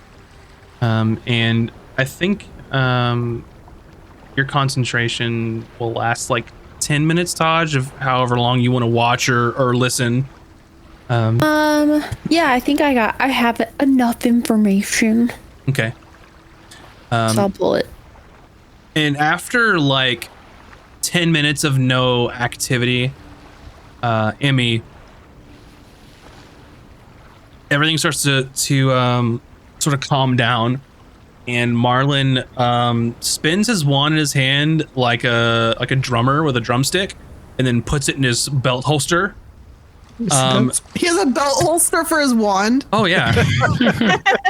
Okay. And he takes off his cape and looks at it. He goes, "Miscreants, rats of the sky!" And he takes his other hand and goes, "Prestidigitation!" Oh, right. And it cleans it, and he puts it back on and sort of ties like the cape, and just goes about his business. I'm still gonna watch for a little bit. Maybe he'll take a nap and I can untie it. I mean, you could try whatever you want. I'll just go back to the group. I just thought it'd be really good if we could leave the cape on the boat we're about to sink. That's okay. Are we not sinking this boat? I thought we were getting information. No, the other boat is the one we're sinking. Yeah. Okay, because you were saying sinking boat, and I was like, wait, this is the wrong boat. No, we need to frame this guy because this is right. Is it Mira or okay? Mira Lyra? is Yeah. one that we need to Mira's discredit. crew. So you're Yeah. done with Yeah. Captain Lyra unless you drag her back in for some reason. This is the Sea's Vengeance, which belongs to Captain Mira. And we're hoping that if we frame her ship's wizard, deck wizard, Yeah, shit for wizard. sinking Holdrick's ship. if we frame him for sinking the other ship, then we can kill two birds with one Yes. firebolt. Holdrick's ship is the one that needs to be destroyed. Okay. Hi guys, I'm back. How did it go? Did you find a good target? Yes. The one who shot fire at you. Yeah, I pooped on him because he was really mean and annoying. I was gonna try and steal his cloak for you, but I couldn't do it. Oh, I'm sure we can buy something that's a little similar, looks wizard-like. But then he'll have the one that's on him and be like, that wasn't me. He seems quite boisterous. I think it will be quite obvious it was him. Yeah, it just look like them should be enough. just Oh, need you the mean look. buy one for the disguise? Yeah. We just Sorry. need for the look. We don't. Oh need yes, of course. Gotcha. So if no one leaving a gets close, cloak leaving a cloak on a burning ship doesn't seem like. oh yeah, evidence. that might not have worked anyways. Okay, good point. Oh, that was a brilliant idea. It could be a magic cloak. We could have had a new item. Hey, what? Now I wish I'd stayed longer. No. Oh. We've got what we needed, and now we need to plan for Captain Ulrich's ship and how we're going to make it look like. Well, Marlin. he used fire, so Taj could start yelling firebolt, and then I could use my mephits to. Were they mephits? I don't remember what they're called. I could use my little fire boys to set fire to the boat with my little fire boys. Yeah, I have full confidence Taj is gonna pull off this Marlin character to be. It's if there were awards for acting, I don't know what we would call them. Maybe we'll call them like an Emmy and give it to Oh, Taj. May I Emmy suggest would award Taj for best acting. an Emmy? But I'm an Emmy. The award would be your face or a secret. Oh. Okay. If I go below deck, I can sneak below deck as a rat and I can then set everything on fire and then just jump in the water in some way. That's really easy, but I need everyone to not be below deck. Can you get them above deck?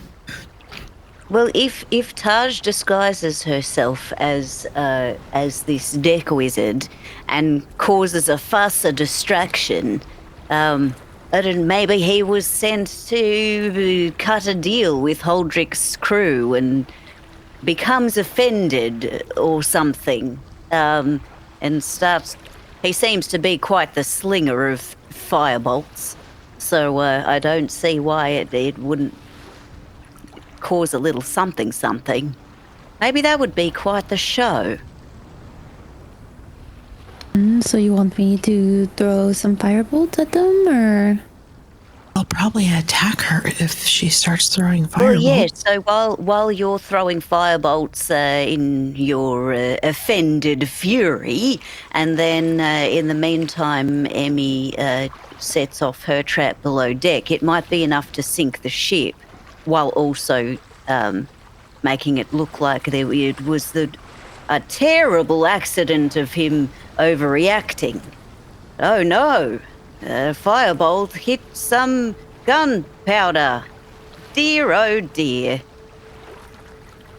You'll want to not be on the ship when the gunpowder below deck goes off, though.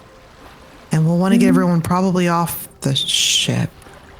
Do Well, I yes, have to even absolutely. be on He the can ship, or can I be? turn his. Oh, you could be near the ship. That's a good point. Well, you can make an excuse to leave, and I don't want to make a deal with you anyway, and then turn around and pew pew pew pew pew, boom.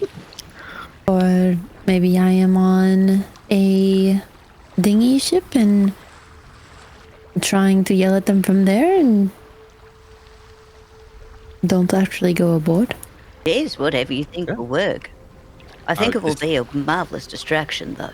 This Marlin Sure. character seems very prideful, so maybe we set up a false scene where Captain Ulrich has offended Captain Mira and Yeah. Marlin is there to defend her honor. And Yeah. Yes. We should do it at night Nice. so that we know that he's asleep, and then that way he doesn't have an alibi.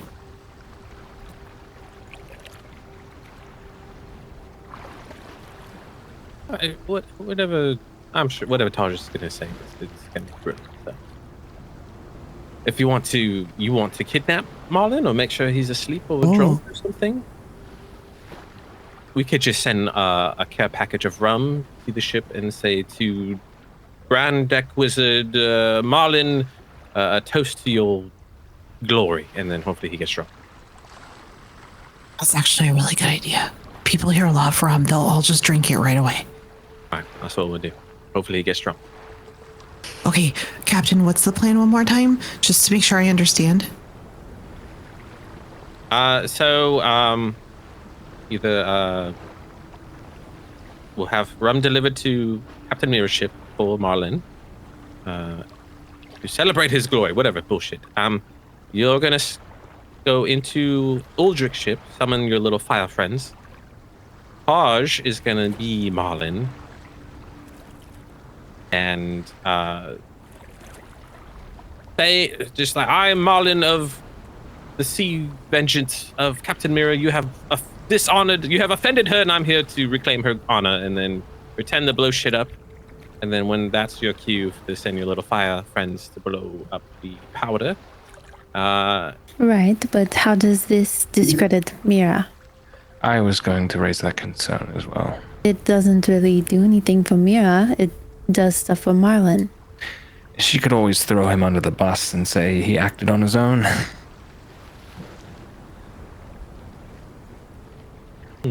What is a bus exactly? Well, it puts her in a difficult position with her crew member, which is an officer, and we're not allowed to be blowing up or killing each other while we're here on the island. Or maybe it gets into some crazy island jurisdiction. We could also just like do this and then see how it goes down, and we still have time to discredit her in more ways if this doesn't do it. I thought that's what we were doing, no? Were we No, not we're sinking trying a to ship get and some blaming it on not information us. when you guys were on the ship? Oh, I thought we were just. Sorry, continue. I thought we were just looking for somebody to blame the sinking of the ship on. Well, That's it's what we're doing, specifically, both. hopefully, Like, going to be Mira to discredit her. That was the idea, but perhaps Taj is right. Maybe that won't be enough if there's a chance that she'll just blame it on him and go on her merry way. Although I find that will be really difficult for her to do if it is an officer of her ship. I mean, at the end of the day, like if Azric went and, if Taj went and blew up a ship, I feel like that would come down on Azric too, as the captain. Wait, Yeah. would that come on me? No, like you're the captain, like you're like the dad, you know. So if like one of us gets in trouble, they're gonna be like, "Hey, your kids are in trouble." What she's saying is the hierarchical structure is such that if one of her officers misbehaves, she would probably be.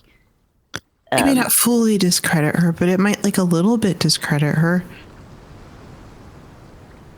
We've already laid the groundwork to discredit her in other ways, remember? Oh, that's actually a good idea. What's your idea? Well, we can also just pretend to be the people on her. Well, Taj can pretend to be the people on her crew, and also talk about like how they stole some goods from another crew. Now that we know what they look like, that'd be easy to do. Just go into a bar as Marlin and be like, "Yeah, we stole. Borrowed. Whatever." Fireball. Okay. Hold on. Let's take a step back. All right. We're overcomplicating everything. But now we'll keep that information we have about Captain Mira and her crew. We can still use that as Taj can be Marlin and spreading how she sabotaged or how Marlin sabotaged Orion ship. But we'll get to that later. Let's just focus on Ulrich's ship and just continue as the plan. You'll sneak on, blow up the powder, and then that will be that. Agreed? That part's easy. So I'm going to sneak on as Marlin and be ridiculous and we blow up that ship. Not on the ship, because I don't want you to die if it Right pulls there up. and on the dinghy. Yeah, on dinghy. No, we'll save Marlin when we discredit Mira. So it's Okay. actually going to be Emmy thinking onto the ship alone and telling her fire friends to blow up the powder, and then that would be it. Yeah, but the whole point was to get people like above deck so they don't see that happen or stop it. So I still need the distraction. Well, we can be invisible again if we need to. Because I can't, like, Marlin was the good distraction. for why the fire started and that it was an accident. I mean, But surely if accident, she's it on was- the deck to cause such the distraction, she'll have enough time to get off, right? I think so. I can wait until, you know. It takes time for fire to reach to set the powder alight.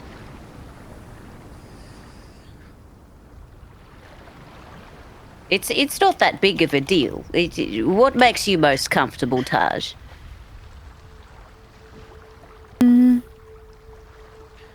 Let's think. What things are sort of easy distractions for a pirate? Somebody challenging a fight? Perhaps someone being seductive? Like a mermaid or something? I'm just trying to find ways where we can cause a distraction, cause a number of people to go on top deck, while also making sure that our people are clear of danger.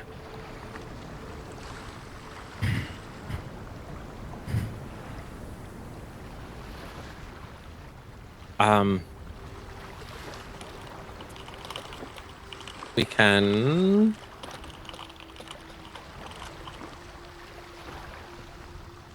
I mean, we could start a fire on the deck, and that will be distraction enough. Could. That's true. I mean, how important is it for this to look like an accident versus, is that just so that we're not to blame as a crew? Or is that That's just what she actually told part us. of her stipulations? She said to Because that would change things. Nothing can lead back to Blackbeak. As Hayden said. Which if it is blamed on Captain Mira, it wouldn't be linked back to Blackbeak, correct? Well, no. Let's forget about Mira for the minute. Let's focus on Aldrich ship. Everything we learned about Mira and Marlin, let's just ignore that. Put it in a cupboard and close it. Let's focus on this job. Oh, that's fine. I just thought it was quite easy to put the two together. But if you want to me just do too. one and then the other, that's fine too. I thought it worked really well. That's all you had to say.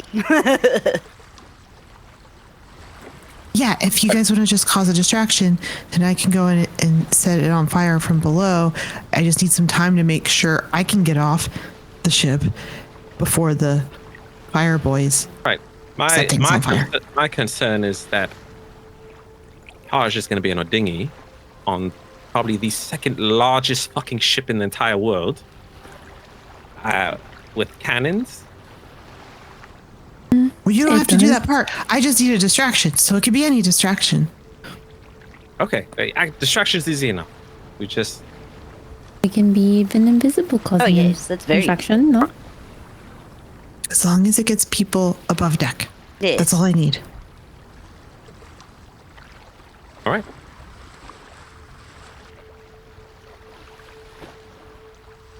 Done. Okay. Well, I'm gonna rest so I can be like a rat or something. And okay. I don't understand the plan, but I understand my part of the plan, and that's all that matters. That's all you need to know, Emmy. Yeah. We'll leave the distraction to us. While you rest, we'll think of something. Surely an opportunity will present itself. We can cut the rope to the mast. The mast falls down, and then there you go. Distraction. Oh, that's all hands on deck right there.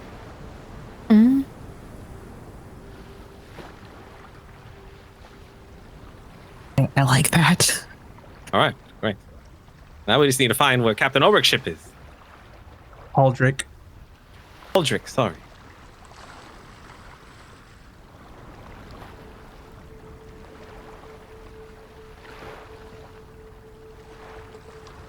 All right, you guys tell me what's going on. What? Who's doing what? We're still convincing ourselves. I was like, I'm not sure I know anymore. I thought The I plan knew. to kill two birds with one stone is abandoned. We are simply sabotaging one- ship. Bird with one stone. Yes. When they're One ready to bird go, I'm gonna turn into One a rat fireball. and get on that ship. I don't mean tell me your plan. I mean literally, you guys are in the boat rowing away from Mira's ship. What are you doing now? That's what I want to know. Who does need a rest? I'm taking a nap. Short rest. So where are you all going? We're going to Captain Haldrick's ship. No? No, we're taking a short rest. Right. So after the short rest. You're asking after the short rest, Yes. Max? I meant, you tell He me wants where to you're know going. right now what we're doing so he can guide the scene. Short rest, ship, blow shit up. Thank Profit. you, Mac. Consider yourself short rested. So, you all go somewhere ashore to take a short rest. And you can do that pretty easily. It only takes an hour. So you will gain the benefits of a short rest. And then at this point, you can get back in the dinghy and try to find Captain Haldrick's ship. Taj or Azric, if you want to give me a history roll, since you would all probably know about Captain Haldrick's ship. All right. 20. 30 style. I was gonna roll, but now I'm not. Go for it. Okay. Throw away that good 20 is good juju. for him. Oh. It's 9. 9. Okay. So for Taj, you've heard of Captain Haldrick's ship. It's one of the biggest out there. It's quite a formidable ship. It is known as the Steam Breather, is the name of it. Aside from that, you're a little foggy on the details. Azric, from what you've known of the Steam Breather, it is has at least 3 lower decks, has a poop deck, has a quarter deck, has 2 large masts as well as a third in the aft, so 3 full masts on this ship, not including your smaller chase sails in the front. The only sort of other ship that would be relative to this would be Blackbeak's, the Banshee, which hers is the pinnacle, basically. Haldrick would be a second to that.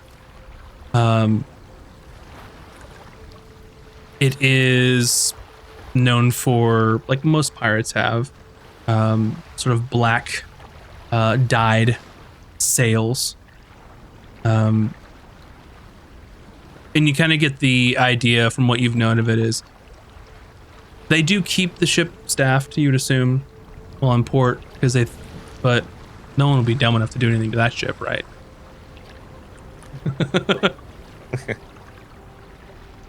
Aside from that, you would know it when you see it. And pretty easily enough, if you all are looking for the Steam Breather, it's out in port. And you all can make your way to it if you so choose. Oh, And it has at least 12 to 15 guns, not including what would be on the top deck. Assuming there's multiple powder rooms, would one room be enough to disable a ship? For a ship that size? I would like you to make a raw intelligence roll, and since you are proficient in water vehicles, you can add your Yeah. proficiency. Add proficiency. I have a this quick is- question One that's moment. going to help this too. Go for it. Well, you do answer his first, but I have a before What- you make a call. What I was going to say is anyone, if this is a conversation amongst your group, then anyone can roll on this. So it's just straight intelligence. If you're proficient in water vehicles, you can add your proficiency bonus to. Hayden is right. All right. Hayden, you're proficient rolls in don't water count vehicles, today. right? One moment. Let me get the rolls. I got 17. 17. Did anyone else roll? I got What a was the roll for again? 12. A 12. Roll d20, add your intelligence. And if you're proficient in vehicles water under tools, then you can add your proficiency bonus.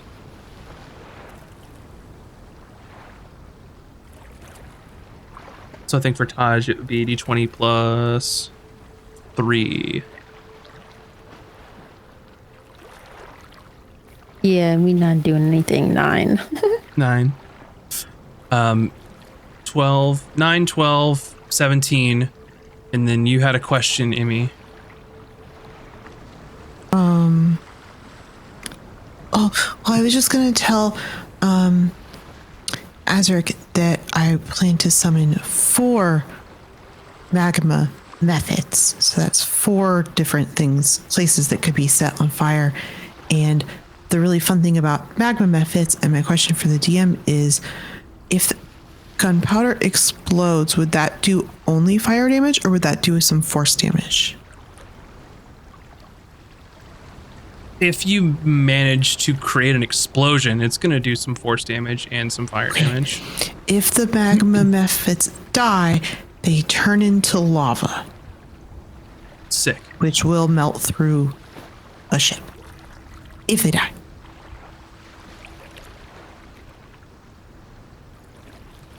So for your question, Azric, a ship of this size,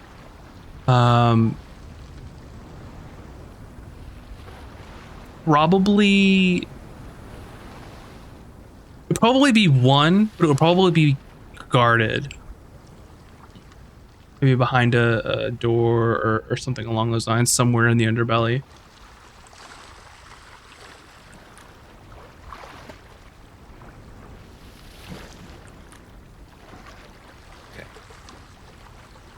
Oh, sorry. I thought you were asking if one explosion would be enough to do the ship. Oh, that's what you're if asking, there is was- how many explosions will be enough, not how many places there were. I don't know. to Maybe hold I powder. misunderstood. Well, the answer was there would probably be one powder room. Yes. Correct. Will be guarded, so we'll have to lure the guard away so Emmy can slip in.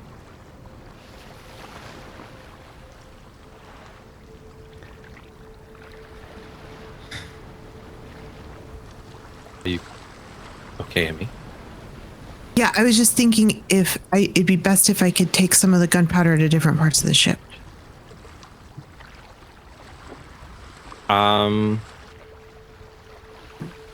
That might complicate the plan. Yeah. Uh, I mean, one location might be enough if it's enough powder. yeah, I mean, if the magma men are going to set off the powder, they'll probably die from the explosion and then turn into lava. And then just go straight down. Right. Burn holes straight through that hull. That would be Is that enough to devastating. sink a ship? I would say I- so. Would say we don't necessarily have to sink the ship, just render it inoperable for an extended period of time. Okay, I might do that. So would Extensive sabotage recovery, ship? Yes. Exactly. Okay. And I think blowing a giant hole in the ship would leave it useless for some time. Okay, then I think we're good. I just gotta get in that room. If you can get me in that room or get the guard away from the room, I can get in there. Right. Sounds good. How do we do that? We'll have to. We'll use invisibility again. Sneak down to the belly of the ship. Distract the guard through whatever means. Either like a. Do I know?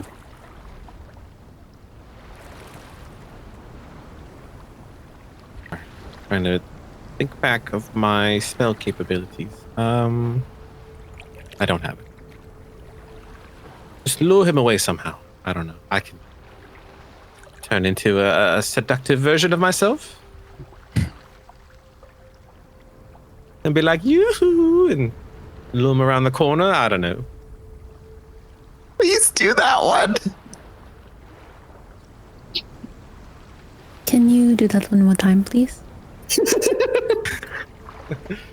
Well, now I'm so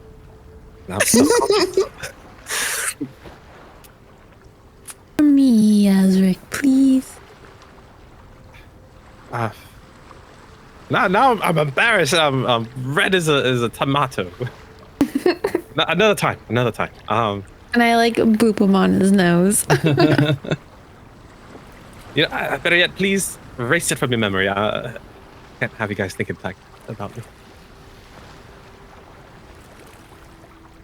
All right, we'll just be invisible. We'll cause a bunch of noise. It will lure him away. Emmy will sneak in. Okay. It's hard to know. It's hard to make a plan without actually being there to see what. Yeah. Once they're on the ship, you gotta get off. Okay. Okay. Make a signal. Make a loud noise so I know you're off, and then I'll tell them to start setting things on fire, and then I will run and jump off too.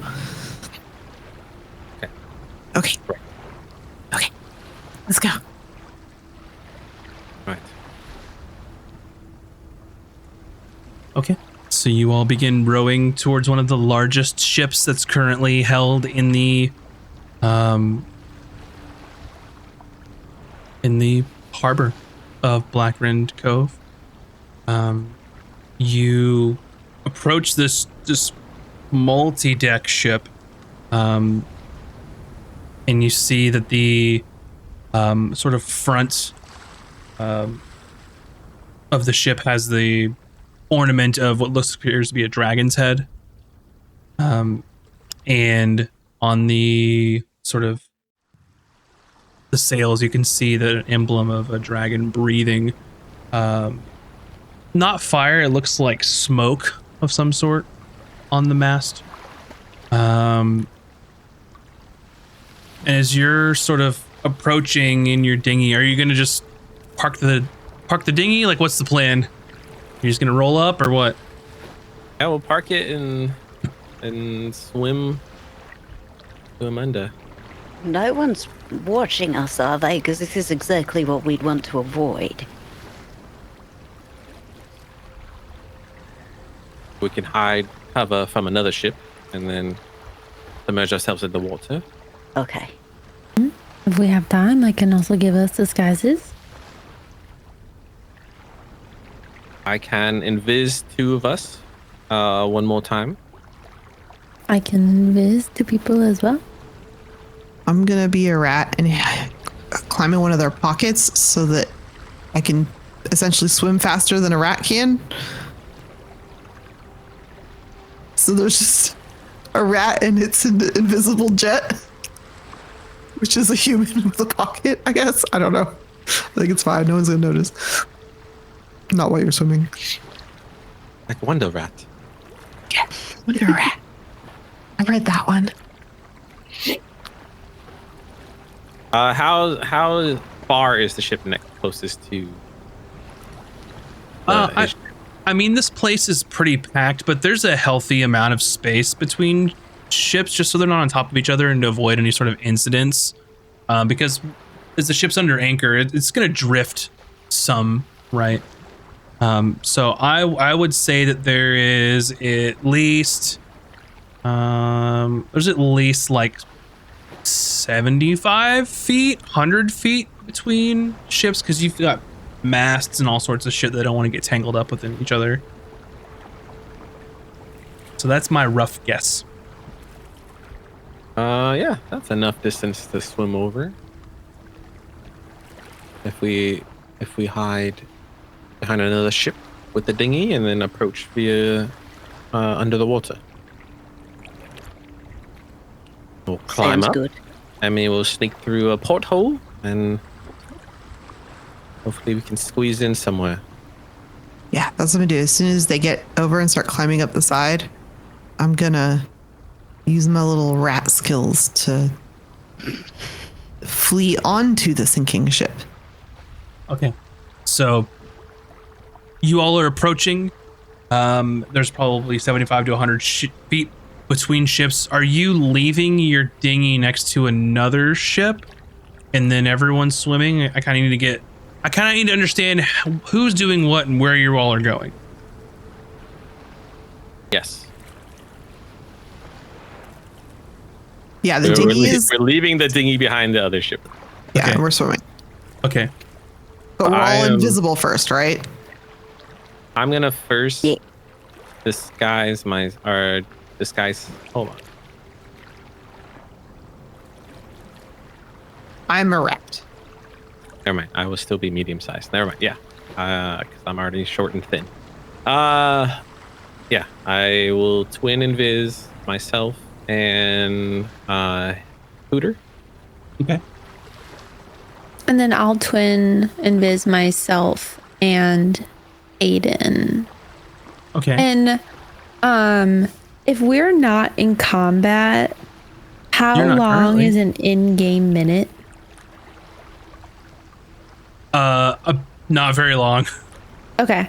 I Not just like a literal minute. So okay. Yeah, I know it's like 10 rounds if it's in combat, and so I was thinking yeah. greater invis or regular invis. So yeah. So I'll reg invis this. Gotcha. Yeah. That would definitely be preferable, just because comparatively, combat, like when we do it, is slow for us, but it's made to be all seamless like a battle. But anything Sure. outside of combat, you'd be invisible for like the very first part of your swim, and then it would be done, kind of situation. Yeah. Okay. Emmy, whose pocket are you gonna be in? Hayden's. Okay.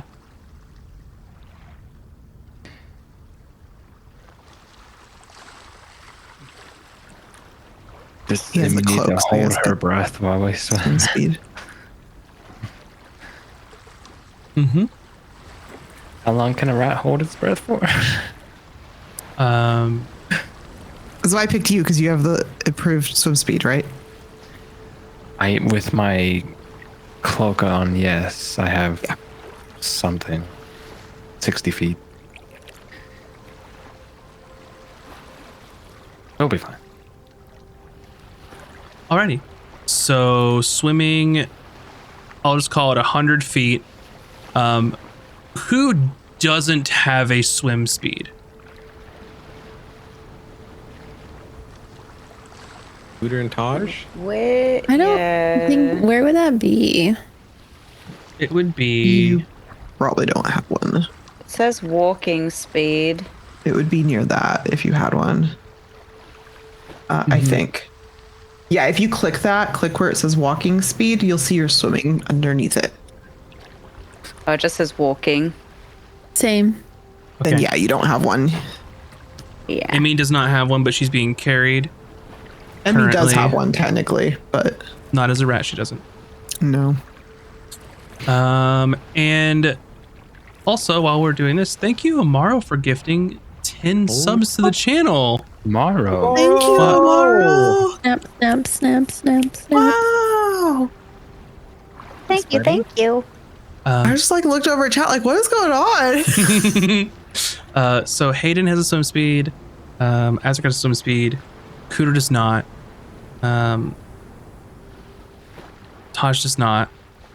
So essentially, you're dashing to go 30 feet. It's going to take you not very long at all. So there's no risk of you like running out of breath anyway. While you're swimming, you can all effectively hold your breath long enough to go underneath the water and make it to the ship. Other than probably Emmy, who's a rat. But I think even then, you get a minimum of a minute, which is not going to take that long. So you all can make your way. You are invisible, and as you're approaching this ship, as you sort of, I'm assuming you scoped it out on the way there. If you did, I would like some perception rolls. Ooh, and if you yeah. didn't, then that's okay. then I don't want them. Always scoping. Perception is a 20. 13. 25. 15. Okay. Theirs was higher. What's yours? Perception? Yeah. 10. Okay. So Hayden, with your 10, you can notice the ship. You do notice that there are some lights on, some lanterns. So obviously, there's some people that are awake. Taj, as you're getting closer, you notice that there are lanterns on multiple floors. For Cooter, you're able to spot there is one sort of figure pacing in one of the crow's nests. And for Azric and Emmy, you notice that there are two people in different crow's nests each with a wide view of the ship. So they are at least 30 feet above the deck of how tall these crow's nests are. And you all notice everything else, sort of everyone else saw too. Multiple lights on in the ship, lanterns, the deck is lit, and some of the decks below are also lit. Okay. And you make your way to the side of the ship. And I'll say, so as you come up, the ports to all of the cannons are closed currently. The ship appears to be sort of locked up for the evening. You can see that there is a balcony to the back that leads into some sort of room. The door's closed, so you can't get a good look of what it is. And no one's currently on the balcony at the moment. But it looks as though, based on what you see now, the only way to go is up on the top deck, unless you were to try and force one of the ports open, which may or may not be possible. You'd have to go and investigate that to determine more.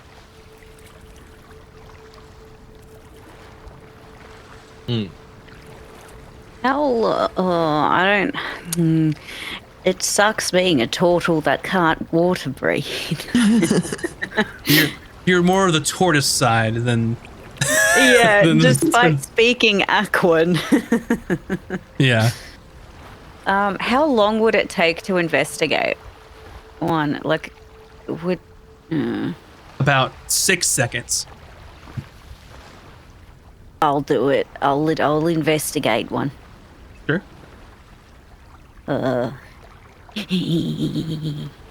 The figure is we probably don't want to investigate one that's like close to that though. What's that? I wouldn't want to be investigating and then like I've got like PTSD from like Final Fantasy VIII on the train. Like I'm investigating the porthole and the guy walks past. Well, they're all closed, so at this point you're just investigating, can we open these? Okay. Yes, Okay. we can. That's 14. 14. So you're sort of looking at, there's no clear mechanism on the outside. You sort of try to pull one of these open, and it appears that there's some sort of mechanism that's holding these closed from the inside to keep this sort of thing from happening. There might be a way to sort of defeat this. Either you or Hayden would probably be the expert on that portion of it. But as far as getting these open, it might take some prying, which, depending on how subtle you are at doing this, could or could not create some noise. So, possibility, the pros are you could get in from not the deck of the ship. The con being you might create some noise and be alerted, people alerted to your presence. And also, Alan, thank you so much for raiding our channel as they're preparing their infiltration. I will pull out my crowbar and kind of hold it up like, because I can't talk, you see, because I'm underwater. We can't see it because we're invisible. Oh, but you can see a floating crowbar, no? Everything you're holding is also invisible. So Peter's just like, and everyone's just like, It's funny because What Peter is doesn't see anybody happening? either. So Maybe, wait, oh, we can't even, can I feel anyone around me? I'm assuming you Maybe use the I'll- buddy system to get over here. Otherwise, you Yeah, guys have I'll- no fucking clue where you all are. I'll try to reach out to someone with and like put their hand on the crowbar, like tap, tap. What are you doing?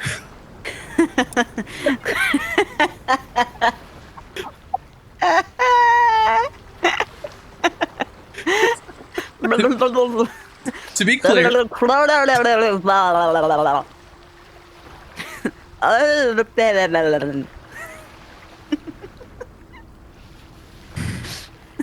just do it, Cooter. Don't ask permission.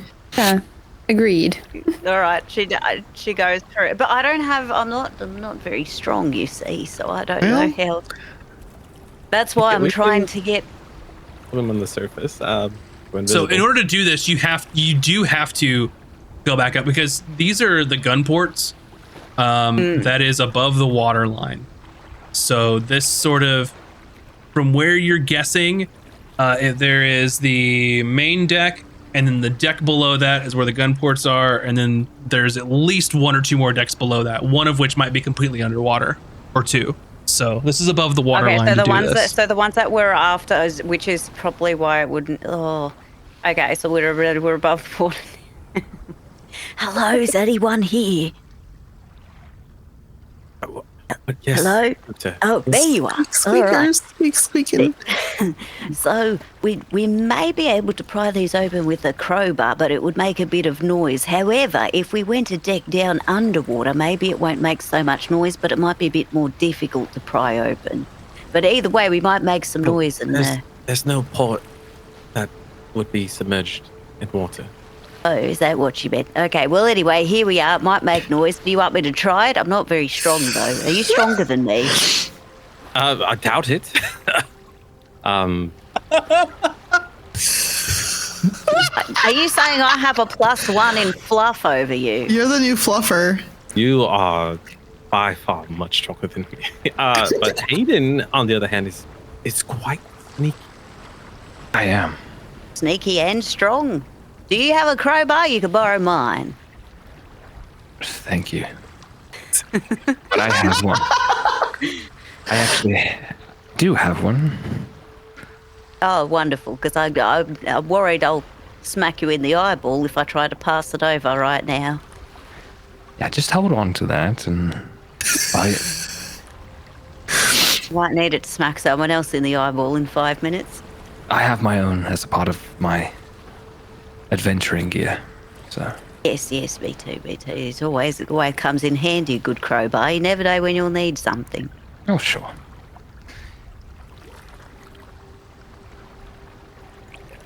I would like to point out this could also be an opportunity to use thieves' tools instead of a crowbar, if you'd like. Yeah. You might need a little bit of help. Maybe Cooter can pry it open enough for you to get some tools in there, but it's going to be difficult.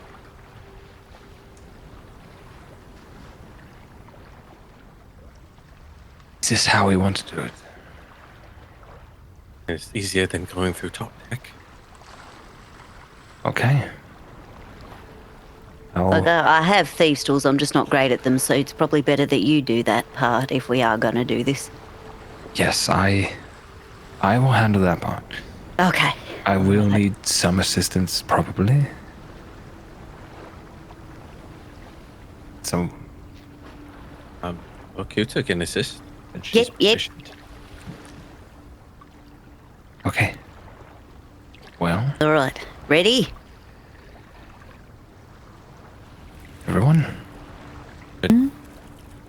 Hold your spells just in case we cause a kerfuffle here. What are we rolling?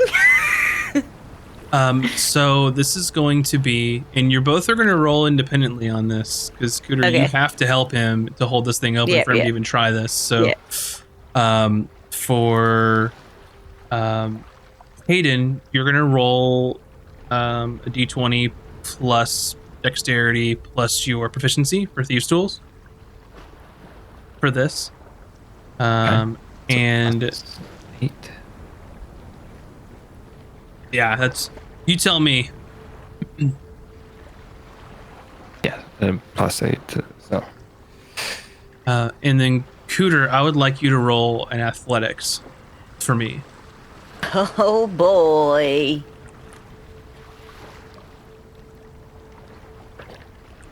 Oh boy.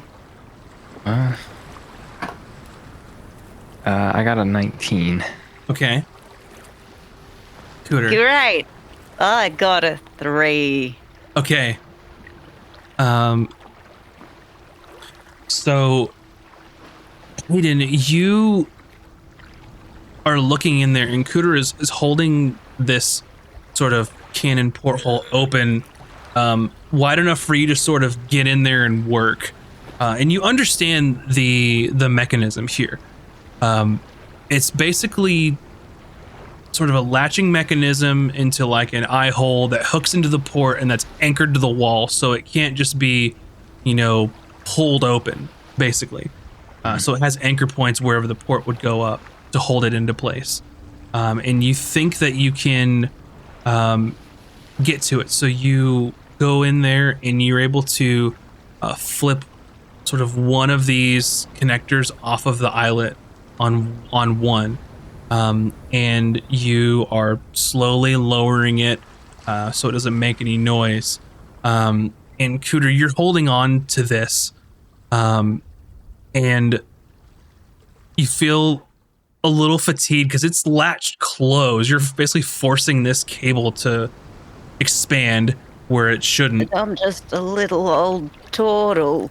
Well, you lean into it, and instead of the cable giving more give on this porthole, the sort of wood on the actual doorway starts to give, and as you're sort of holding this for Hayden, a corner of it snaps the wood, which will cause your crowbar to off of it. And Hayden, is just as you're lowering this, this door closes from about here to here, so it leaves a nice little noise. And then your thieves' tools are pried in, and you can sort of yank them out to retrieve them, so that you don't lose your thieves' tools. But as about the time you yank your thieves' tools out, you hear a of pieces of metal hitting the deck from the failed attempt. So as you're trying to lower the mechanism for locking, it just basically fell when the whole thing snapped back shut. Oh, I don't know why you'll let me do anything. Oh no, done it again. Oh no. Relax.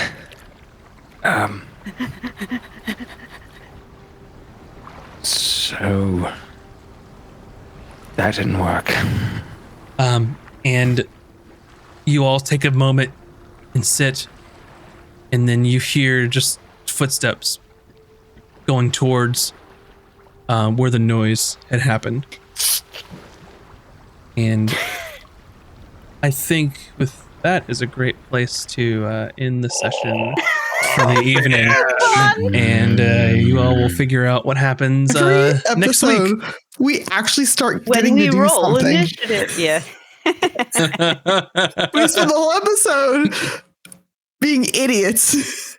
And then Oh, finally no. something happens. Ah! Anyway, thanks everybody for watching the episode. If you did not know, at the end of the episode, I'm going to put a poll in our Twitch chat, and you can vote on who the MVP of the session was, and whoever gets the most votes will have an inspiration they can For use Cooter, for being next the session. MVP of Don't my vote heart. for me.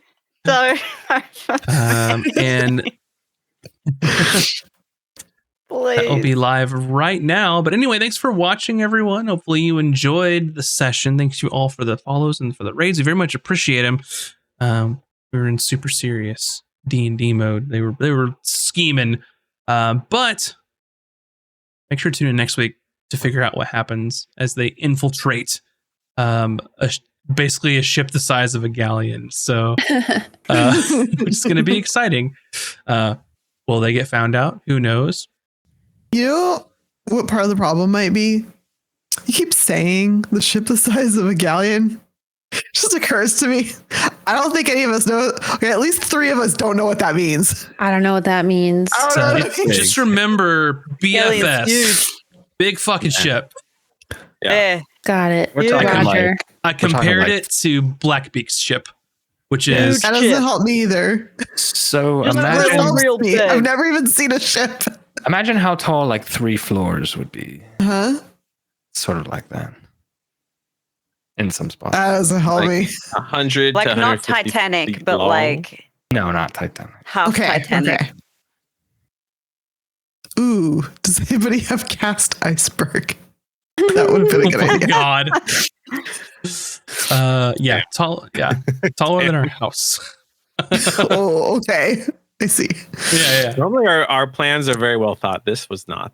This I will say that was a valiant effort, and I applaud the ingenuity. It just didn't work out this time, and that's okay because that's where all the fun comes true. from. That's true. With one roll, that could have gone smoothly. But anyway, we just need a new dice. make Still. sure if you are listening, go to subscribe to us over on youtube.com/@castles and cantrips to get all of our VOD related content. You could also be a patron on our Patreon for Castles and Cantrips to get early access to all the fun things. And then, of course, make sure to join us in Discord, discord.gg/Castles and Cantrips, and let us know how you would have infiltrated the ship. What were your ideas that you might have had? And with Please. that, Cooter, you are the MVP of the session. Please take an inspiration that you can use for next time. Yes. Oh my god. Maybe too little too late, but you know what? Hey, you've got it for next time. So Just in case. I mean, like, if anyone needs it, it's probably me to get us through whatever's going to happen. So, yeah. But anyway, thanks everyone for watching. We will see you all next time, and then make sure to tune in Monday for Tome of Knowledge while they go through the rest of the player's handbook. Do you guys know what the next topic is of discussion? Monk? Monk it is. Or let us know in Discord. Let us know in Let the us know, comments. yeah. Now, monk. Yeah, let us know in Discord what you want them to talk about. What's your favorite of the classes in D&D that you want them to talk about based on the new rules? So anyway, have a fantastic evening, and we will see you all next time. Bye-bye, everybody. Bye, nerds. Bye.